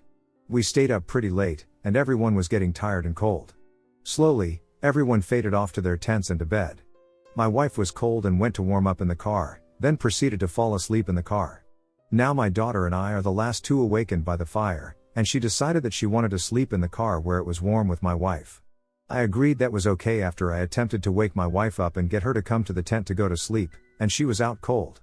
So I watched her go to her tent and grab her blanket and her sleeping bag for my wife, as it was cold and I had turned the car off now. She grabbed the stuff, zipped up the tent, and off to the car she went. I myself stayed up a little bit longer by the fire and must have dozed off momentarily because when I woke back up, I was sitting in a camping chair with only glowing embers, and it was pitch black. Only the coals of the fire were glowing red in the now dead fire. I got up and found my way to the tent in the pitch blackness of the night, climbed in, and went to sleep. I was exhausted and fell asleep as soon as I got in that sleeping bag. Around 3:30 a.m. I woke up to my daughter's tent kind of rustling and what sounded like 2 female voices talking really softly. I listened intently, trying to hear what they were saying, but I couldn't really understand anything. There were no real discernible words coming out, they were just mumbling. Then silence. I figured it was just my wife and daughter finding their way to my daughter's tent, not wanting to wake me up by being loud. I figured my wife was just going to sleep in the tent with my daughter. However, now I am up because my back is killing me because the air mattress is now flat and airless. As I lay there in what I can only describe as dead silence, I heard cracking like sticks breaking or popping, so I assumed the fire was still hanging on somehow. Then I hear something moving around towards the front of my tent, and it stops. Something is directly outside the front of my tent, I can feel it and sense it. So I slowly raise myself up to a seated position and hear something. I breathe in and exhale a large breath. This is the heaviest breath I have ever heard, and it was followed by what I can only describe as a very loud huff as if from a horse, cow, or some very large animal. I sat there frozen with fear, trying to rationalize what it was I was hearing, and it stopped. All I heard was the one deep inhale and exhale and that huff sound, then everything went silent. What followed next was an owl hooting a little ways off back from behind the area of our friends' tents, and after that, I heard nothing else. No sounds at all, no fire popping or sticks cracking, nothing. I stayed there, sitting up frozen with fear for what seemed like forever, until I could tell the sun was coming up and that it was light out now. I mustered up the courage to go outside and check the ground in front of my tent, and that's when I noticed my daughter's tent unzipped and empty. I panicked and rushed to the car, And there they are in the car, sound asleep? I see not a single track around our tents, and everyone else is about 20 to 30 yards away in their tents. Now I am freaking the hell out. Who did I hear talking? Who was skulking around the tent? What the hell was that breathing in front of me and huffing outside my tent? What opened my daughter's tent zipper? Surely there is an explanation, and I sit out there for at least an hour getting the fire going as our friends begin to get up and move about. They slowly make their way to the fire, and I immediately start asking them, where were the dogs all night? Did you let them out where they were sniffing around my tent? Did any of you wake up and start talking or moving around, and did you hear that owl? Nope, no, and no, they all replied. I have no idea what was talking softly and what was breathing and huffing right in front of me. What the hell opened my daughter's tent in the night? I watched her zip it shut and go to the car. That breath and huff were so scary, it left me frozen with fear, and I didn't move at all after hearing it and sat there as silently as possible, not even wanting to breathe. One of the scariest moments of my life was something large and unknown in the darkness directly in front of me, and the only thing separating us was a thin tent wall. This all happened Friday into Saturday morning, and we still have another night here. I decided that I am not sleeping in the tents, and neither are my wife and daughter tonight or ever again. The rest of the day goes great, hanging out, having breakfast, going into town, Ashford, and going for a hike down the road to the lake, Kora Lake. Basically, just camping and hanging. It's getting later now, and although the sun is out and there are blue skies, the canopy in our camping area is thick, and even at the brightest point in the day, it was still pretty dark compared to the road area. As we are hanging out, we hear woo-whoops way off in the distance, and we are thinking, what is that? More time passes, and now a few of the people who were there when we arrived at camp have left. Just 7 of us left, and 2 of the 7 were pretty much always in their tent. So that left 5 of us hanging out by the fire. That's when dusk crept in, and my buddy began working on dinner for all of us. As we sat there from off in the woods between us and the park boundary towards the creek, we heard these blood-curdling screams and wood-type howls that everyone heard. We all stopped talking and fell silent, and we all began to ask each other what that was. We heard this about 4 to 5 times. It sounded like a woman being murdered, and what type of sound? Then came a few tree knocks from the same general direction. Is someone messing with us out here, as everyone was thinking? Keep in mind that it is a holiday weekend, so there are tons of campers within a 15-mile radius. So I called my buddy over, and he hadn't heard the screams because he had been cooking on a skillet and had a propane lantern in front of him and behind him, and they were loud. We stand there and listen, but we don't hear it. We decide, okay, we will do a tree knockback closer to the road that divided us from the area we heard these vocalizations and knocks from. That is when we heard it. I got a chill down my spine, and the hairs raised up on my arms and neck. We both looked at one another and, at the same time, asked, "Did you ducking hear that?" I asked him what he heard, and we had both heard what we can only describe as a monkey or gorilla sound, like you would hear on the Discovery Channel or something. It was like, oh, ooh, ah sound. It was far off, but deep and rumbling, unlike what you hear on TV. I want to say it was directed at us. I only say that because the other people were sitting behind us, maybe only 10 feet away, and they didn't hear it, only us. Now we are freaking the hell out, and nobody is sleeping in their tents. We don't want to say anything and freak everyone else out because, at this point, they are already on edge. I have been hiking and camping here in the PNW for almost 20 years now and have never experienced this while camping out with family and friends. I am 39 years old, from the East Coast, and have been shot at and chased growing up in the ghetto. I am a former U.S. Army infantryman who has spent countless nights in only a sleeping bag, in a dugout sleeping hole, and in tents. I am now afraid to ever sleep in a tent again after this weekend. I have never really felt fear like I did that first night in all my time in the forests out here, except when I was a kid in the woods back home. Late September or early October 2004 in Cheyenne, Wyoming. I'm a housewife and mother who experienced an encounter in my backyard in the fall of 2004 at sunset. I've only shared this with family and a few friends. Of course, they find this as hard to believe as I would if I hadn't seen it myself. I was upstairs, standing and watching the news in my living room, when my 2 yellow labs became agitated under the dining room window that overlooks the backyard. I've never seen them act that way, so I just offered to take them downstairs to let them outside. My 2 teenage daughters were in their respective rooms, one upstairs and one downstairs. As I opened the door, the dogs barged past me as they usually do when they are excited, i.e., to chase a bunny through the fence. On this occasion, they hooked around the door to cross the back of the house. I took a step out, keeping my hand on the doorknob of the storm door. They had stopped between my 2 patios, shoulder to shoulder, and were barking hysterically. Defensive and afraid at the same time. I saw in front of them, standing inside my privacy fence, what looked like a bald-headed teenager. I was thinking to myself, hey, what's this tall, skinny, pale white, bald teenager doing in my backyard? And just then it turned to look at us just enough to show its right eye. It had a big, black, elongated, upslanting eye. It then turned to its left and vanished on the spot. The dogs then ran to the spot where it stood, sniffing the ground. Now, I didn't get any supportive reactions from family or friends, so for the last 2 years, I've just put it out of my mind as best I could. I would raise the issue now and then, but when I hear reports on the news like a sighting over Chicago O'Hare Airport, etc., I am reminded of my encounter. The surprise scared me so bad that I had to do Lamaze breathing to slow my heart rate down. I did not imagine this. I recall feeling I should look fast as it had no earlobes, no visible nose from my vantage point. It stood right shoulder to us, long arms, and long fingers, but I did not count them. I don't recall its feet, but it either wore a skin-tight jumpsuit similar to skin color. I saw a shiny object on its upper left chest. All I could think was, I'm going to die of a heart attack, and no one will know what I just saw. I witnessed some paranormal activity in years past, and I have to wonder if the incidents are related. It is a mystery. I am certain that we are not alone in the universe, but the public seems to be desensitized to this subject, as though a disinformation program has been at work since Roswell. People just think a person isn't well if they've had this experience and won't believe it until they see it for themselves. I had always said that the universe is so vast that we can't be the only life there is, but I'm left wondering why I was visited. That, for me, is the real question. I'm not interested in going public with this experience, but I would like to understand more about what I saw that day if you can enlighten me. I'm all ears. These events happened 4 years ago. I'll start off by saying my name is Alan, and my best friend's name is Matt. Matt and I had been friends for 7 years at this point. Matt's dad let us usually do whatever we wanted. I normally went to Matt's house and partied every Friday night. We were in our early 20s in a shithole small town in southern Tennessee, so what better things were there to do besides getting ducked up? The older Matt and I got, the more we realized we loved paranormal investigation shows. We shared experiences we had as children. The more we talked, the more we built our egos up, as if we wouldn't be scared of anything as future paranormal investigators.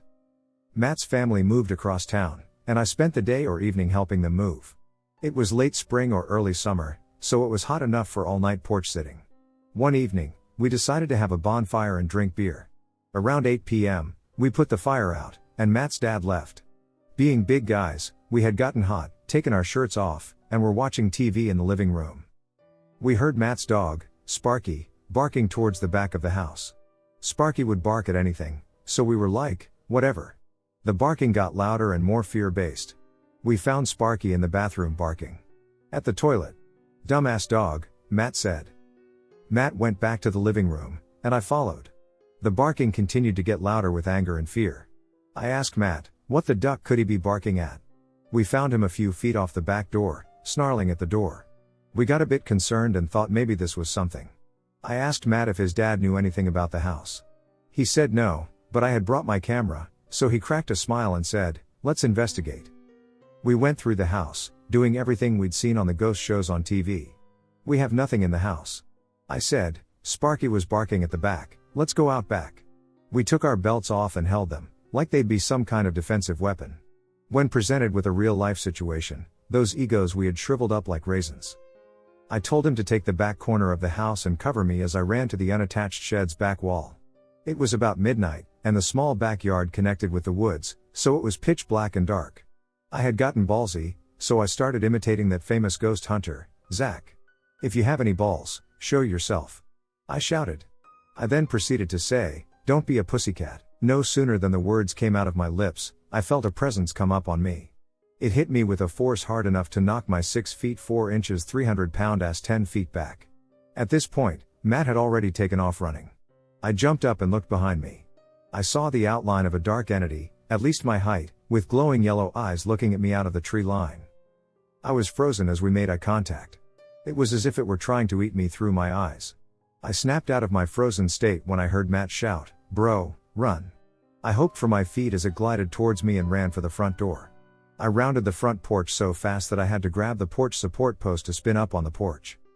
We hid in Matt's room until his dad returned home. We told his dad what happened, and he went on to tell us about the previous tenant and the land.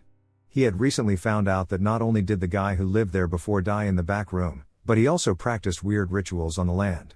We made it through the night, but I never again felt comfortable there.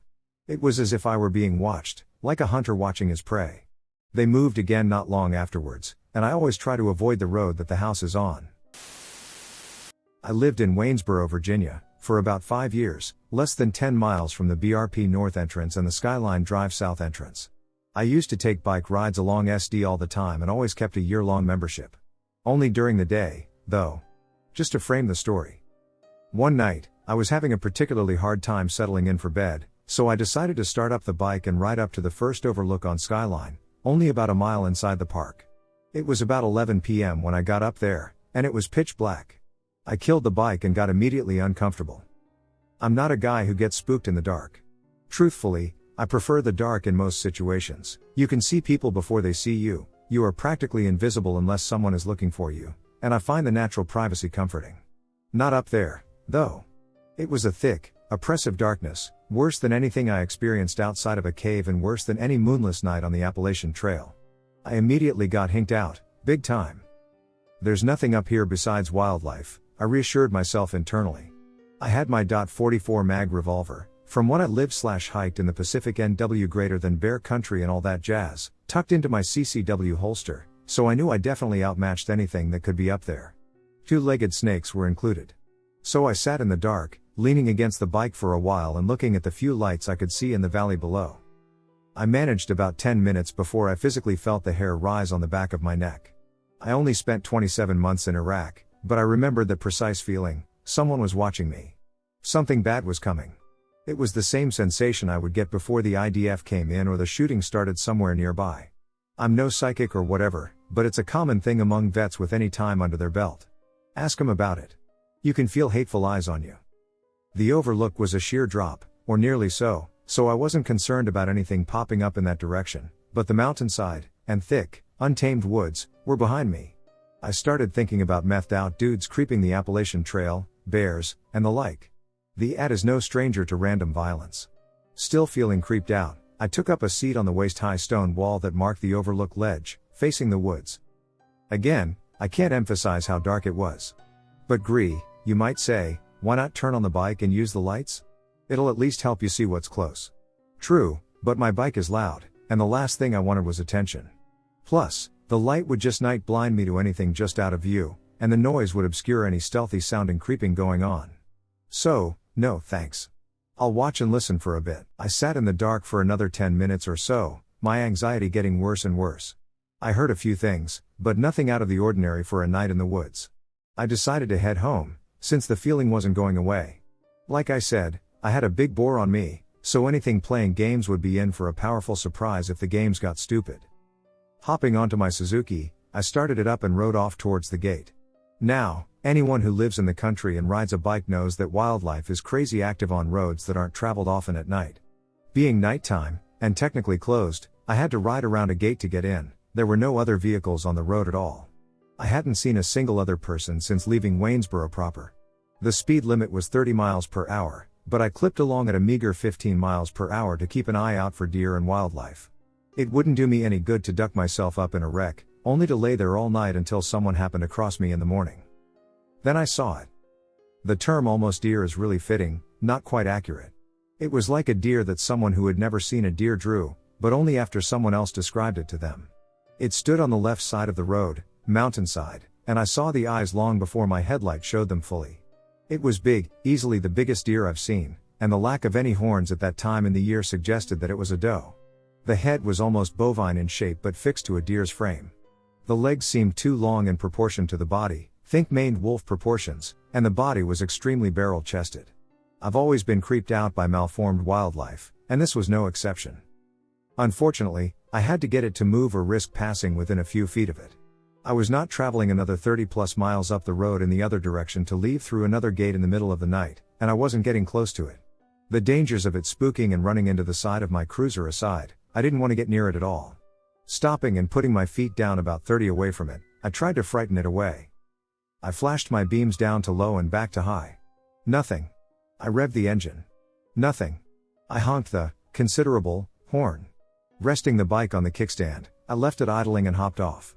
I yelled at the thing, and it still didn't budge, so I started to the side of the road to grab something to toss near the deer, hoping to spook it that way. As soon as I crossed into the other lane, it rose up onto its hind legs. I froze, putting my hand on my gun. I wasn't about to get charged by an angry, confused, malformed doe. It took 2 jerky, unnatural steps towards the center of the lane on 2 legs, and she froze again, staring directly at me. It suddenly shook its head wildly like a dog with a toy, took another short step, and then hopped on 2 legs several times until it disappeared into the darkness on the right side of the road. I stepped back to the bike, mounted it, kicked up the kickstand, and turned the light towards the side of the road. On that side, there was a sheer drop off about 75 to 80 degrees compared to the roadway, and the ducking thing's head was just peeking over the edge, still looking at me. The drop off was about 40 to 50, so there's no way it was standing at the base of the mountainside. I cracked the throttle and beat the hell out of there, road wildlife be damned. I never went back up on Skyline Drive at night alone after that. One time was enough. There are things we don't see out there. Or things that just visit for a while. Whatever it wasn't from around these here parts, in Hill Talk. It can go back to wherever it came from and stay there. Maybe this wasn't a cryptid. It's possible. But to this day, I have no explanation for what happened. My uncle usually hosts winter parties at his house every year. One year, his basement was flooded, so we had no choice but to hold the party somewhere else. It was held at a nearby lodge. On the side of the lodge was a road, and across the road was a small section of trees with a pond in it. An hour or 2 before the party ended, my cousin and I were outside near that road. We heard a noise coming from the trees, which sounded like something stomping in the pond. Note that when I say stomping, I really do mean stomping. Not just some animal swimming around in there. Something was deliberately and forcefully done, God knows what, in that pond. My cousin and I went inside and told our other cousin, and the 3 of us went back out. Being teenagers and all, we decide, hey, let's throw rocks. So that's essentially what we do. A few rocks in, another rock lands in front of us. Whatever was in there threw a rock back. We all went back in and told our other cousin, our older and more smart cousin, who decided, hey, let's go over there. We start heading over to the trees, and pretty much as soon as the older cousin sets foot on the grass, the stomping gets faster and louder, as if whatever it was running at us. We all ran back into the lodge and stayed inside for the rest of the night. True, this could have been a person, but it just doesn't make sense. What were they doing in there that late? What were they doing in there at all? I still think about what it could have been. It doesn't help that my cousins don't even remember. This was not a report I myself witnessed, but instead one my grandmother told me about that my aunt later corroborated independently, so I think they're trustworthy. At the time, I'll note there wasn't much talk of dogmen, as this was about a decade before the infamous song came out. Though there was talk of wolves or werewolf-like monsters in Appalachia for a long time, my aunt and grandmother just always called it that wolf thing or creature. For a little background, my grandparents, and currently my aunt's, home is in the backwoods of western Grayson County, Virginia, which to this day is still sparsely populated outside of 1 or 2 large towns on the east side, and back then it was even less so. Extremely thick forest with hilly terrain in all directions.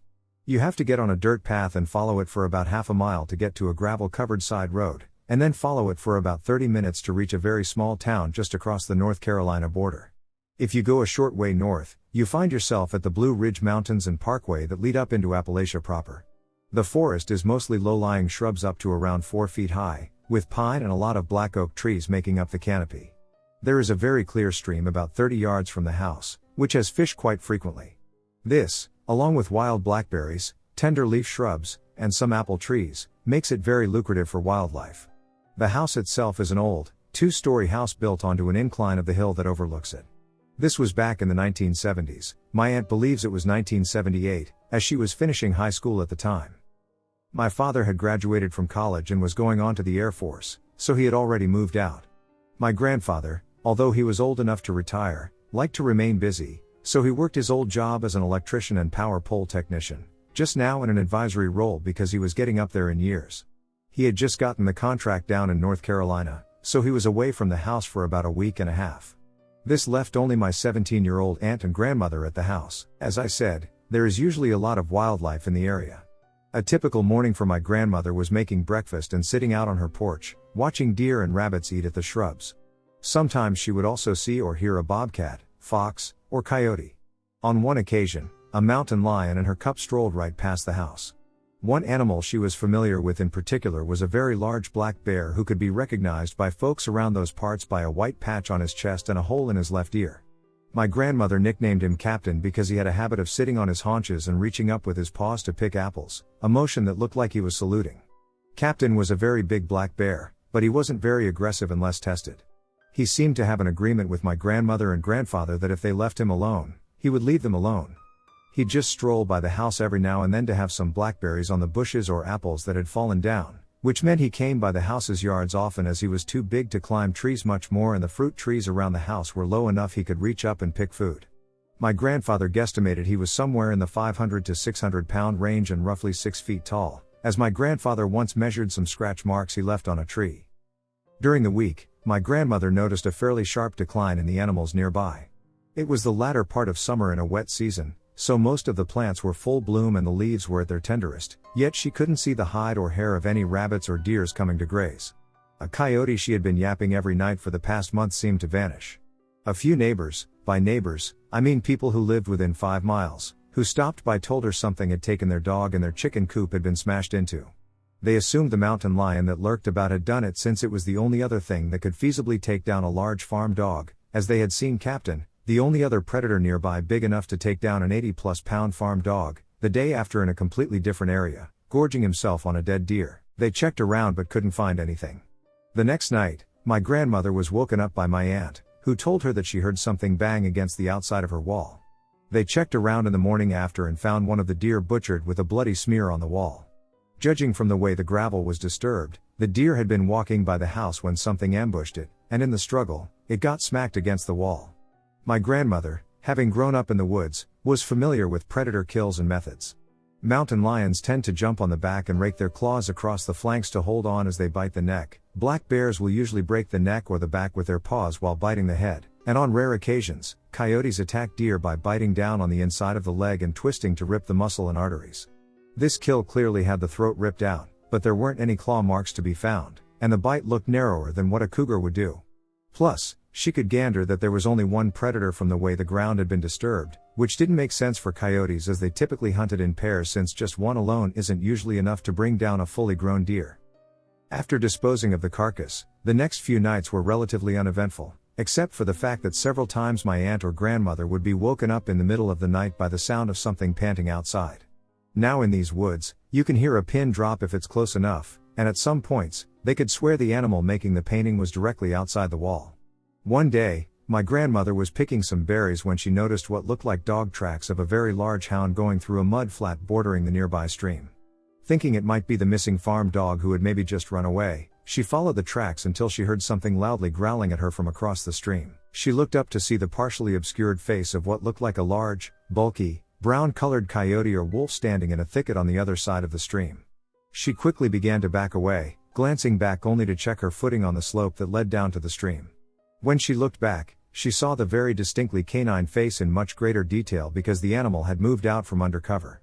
But instead of stepping out of the leaves like she thought it did at first, she soon noticed that it was instead standing up on its hind legs and peering over the shrubs. Now she had seen canines stand upright before. Dogs do it, foxes can do it, and coyotes sometimes do it. It was the size that took her off guard. She had been to that exact same thicket of shrubs just the other day, and her head barely reached the top, and my grandmother was around 5 feet 3 inches. This thing had its head pitched clear over the shrubs, with a little bit of extra visibility. And usually, when a predator makes no attempt to hide, it's usually because they're trying to intimidate someone. My grandmother managed to back away from the hill without turning around, and when she started to get out of sight, the creature stepped out of the thicket on its hind legs. It strolled forward in a very uncanny way she had trouble describing, but she insisted it never went back down on all fours. Needless to say, she ran to the house in a backpedal sprint. That night, they heard the panting again, along with the distant howl and scraping sounds. They found the garage door, back door frame, and kitchen window frame all had claw marks on them from something investigating them. The canine creature was seen a few more times across the week by my grandmother and the neighbors, usually in or near the area of my family's property. My aunt finally saw it when she saw a pair of fuzzy ears outside her window. Now she wasn't startled right off the bat by this, as Captain had come by her window a few times before, and she gradually lost some fear of the big bear over the years. But in his case, His ears just barely reached the edge of the window sill, whereas in this case, you could clearly see them and the top of their owner's head. She quickly realized it wasn't the bear because of the pointed shape, brown coloring, and the fact it had 2 fully intact ears. They also started to detect a very pungent smell on a side door porch, one time finding what looked like some urinal or some other liquid stains on it, suggesting an animal had scent marked it to claim the spot. It all came to a head on a Wednesday night when they heard howling in the distance. My grandmother flipped on a porch light and glimpsed the canine animal quickly sprinting across the lawn on its hind legs again, her sighting confirming how big it was. She'd seen timber wolves at the zoo up to 150 pounds, and she was certain this was at least a bit more than twice that size. For several hours of the night, they could hear it roaming around the property and pressing against doors like it was trying to find a way in. They glimpsed at several points the eye shine of yellow eyes peering in through the windows, as well as broad, long-fingered paws being pushed against the glass briefly. This was the day before cell phones and 24-hour police service in some rural areas, so no one had a means of immediately calling the police. Instead, my grandmother had to wait arduous minutes on a dial line with connection difficulty trying to call the police station 2 towns over. She was distracted by my aunt screaming and running into the bedroom to get one of the guns out. She had been sitting in the living room when she felt clicking against the glass and saw that wolf thing pressing its face and bare teeth against the surface with its claws fully outstretched. Both of them started to try to get the rifles or shotguns out. It was becoming increasingly clear that the creature was trying to get into the house and knew they were in there. They heard it panting through a wall before there was the sound of heavy footsteps and a very loud thump. With a flash of fur on the edge of the window, they ran to the innermost room, the pantry locker, and stayed in there with the guns. Now it's not like in the movies when creatures roar, snarl, and hiss constantly no matter what they're doing, but they did hear a commotion outside. My aunt and grandmother hadn't the faintest idea what was going on and didn't investigate until the morning after, but they could tell something was antagonizing something as occasional grunts, barks, and rumbles were audible through the blackness for about a minute and gradually moved off. They found no bodies, but there'd clearly been a ferocious altercation.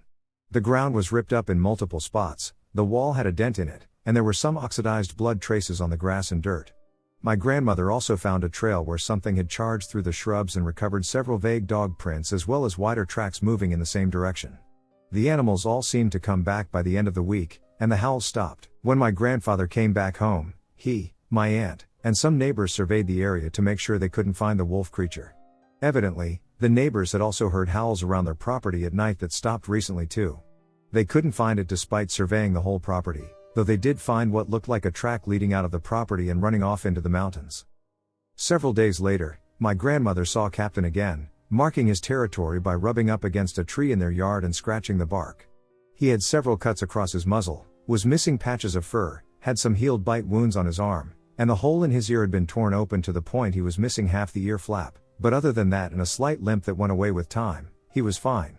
My aunt joked that he looked rather proud of himself. When he was told about the urine-like smell on the doorstep when the wolf creature was running amok, my grandfather speculated it was trying to claim the territory. Usually black bears are relatively docile, but evidently Captain took issue with this newcomer imposing on his space and became aggressive, so what my grandmother and aunt heard that one night was the bear charging while it was distracted and engaging the intruder. While the wolf-looking creature was taller, it seemed skinnier and less massive. And apparently, in a confrontation and threat displays that likely followed, sheer bulk won out. Apparently, it decided it wasn't worth claiming this spot if it meant having to square off with a quarter ton of claws and teeth for it. Captain had run the intruder off to protect his territory and coincidentally helped my family. As a thank you and so he could recover his strength quicker, my grandmother trimmed the apple trees to cut down all the fruit and let the bear enjoy himself without feeding him directly. I don't want to associate humans with food.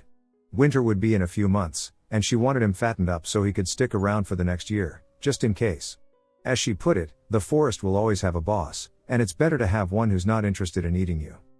Decades have gone by, and while both my grandparents and Captain have passed, the dogman creature has never returned.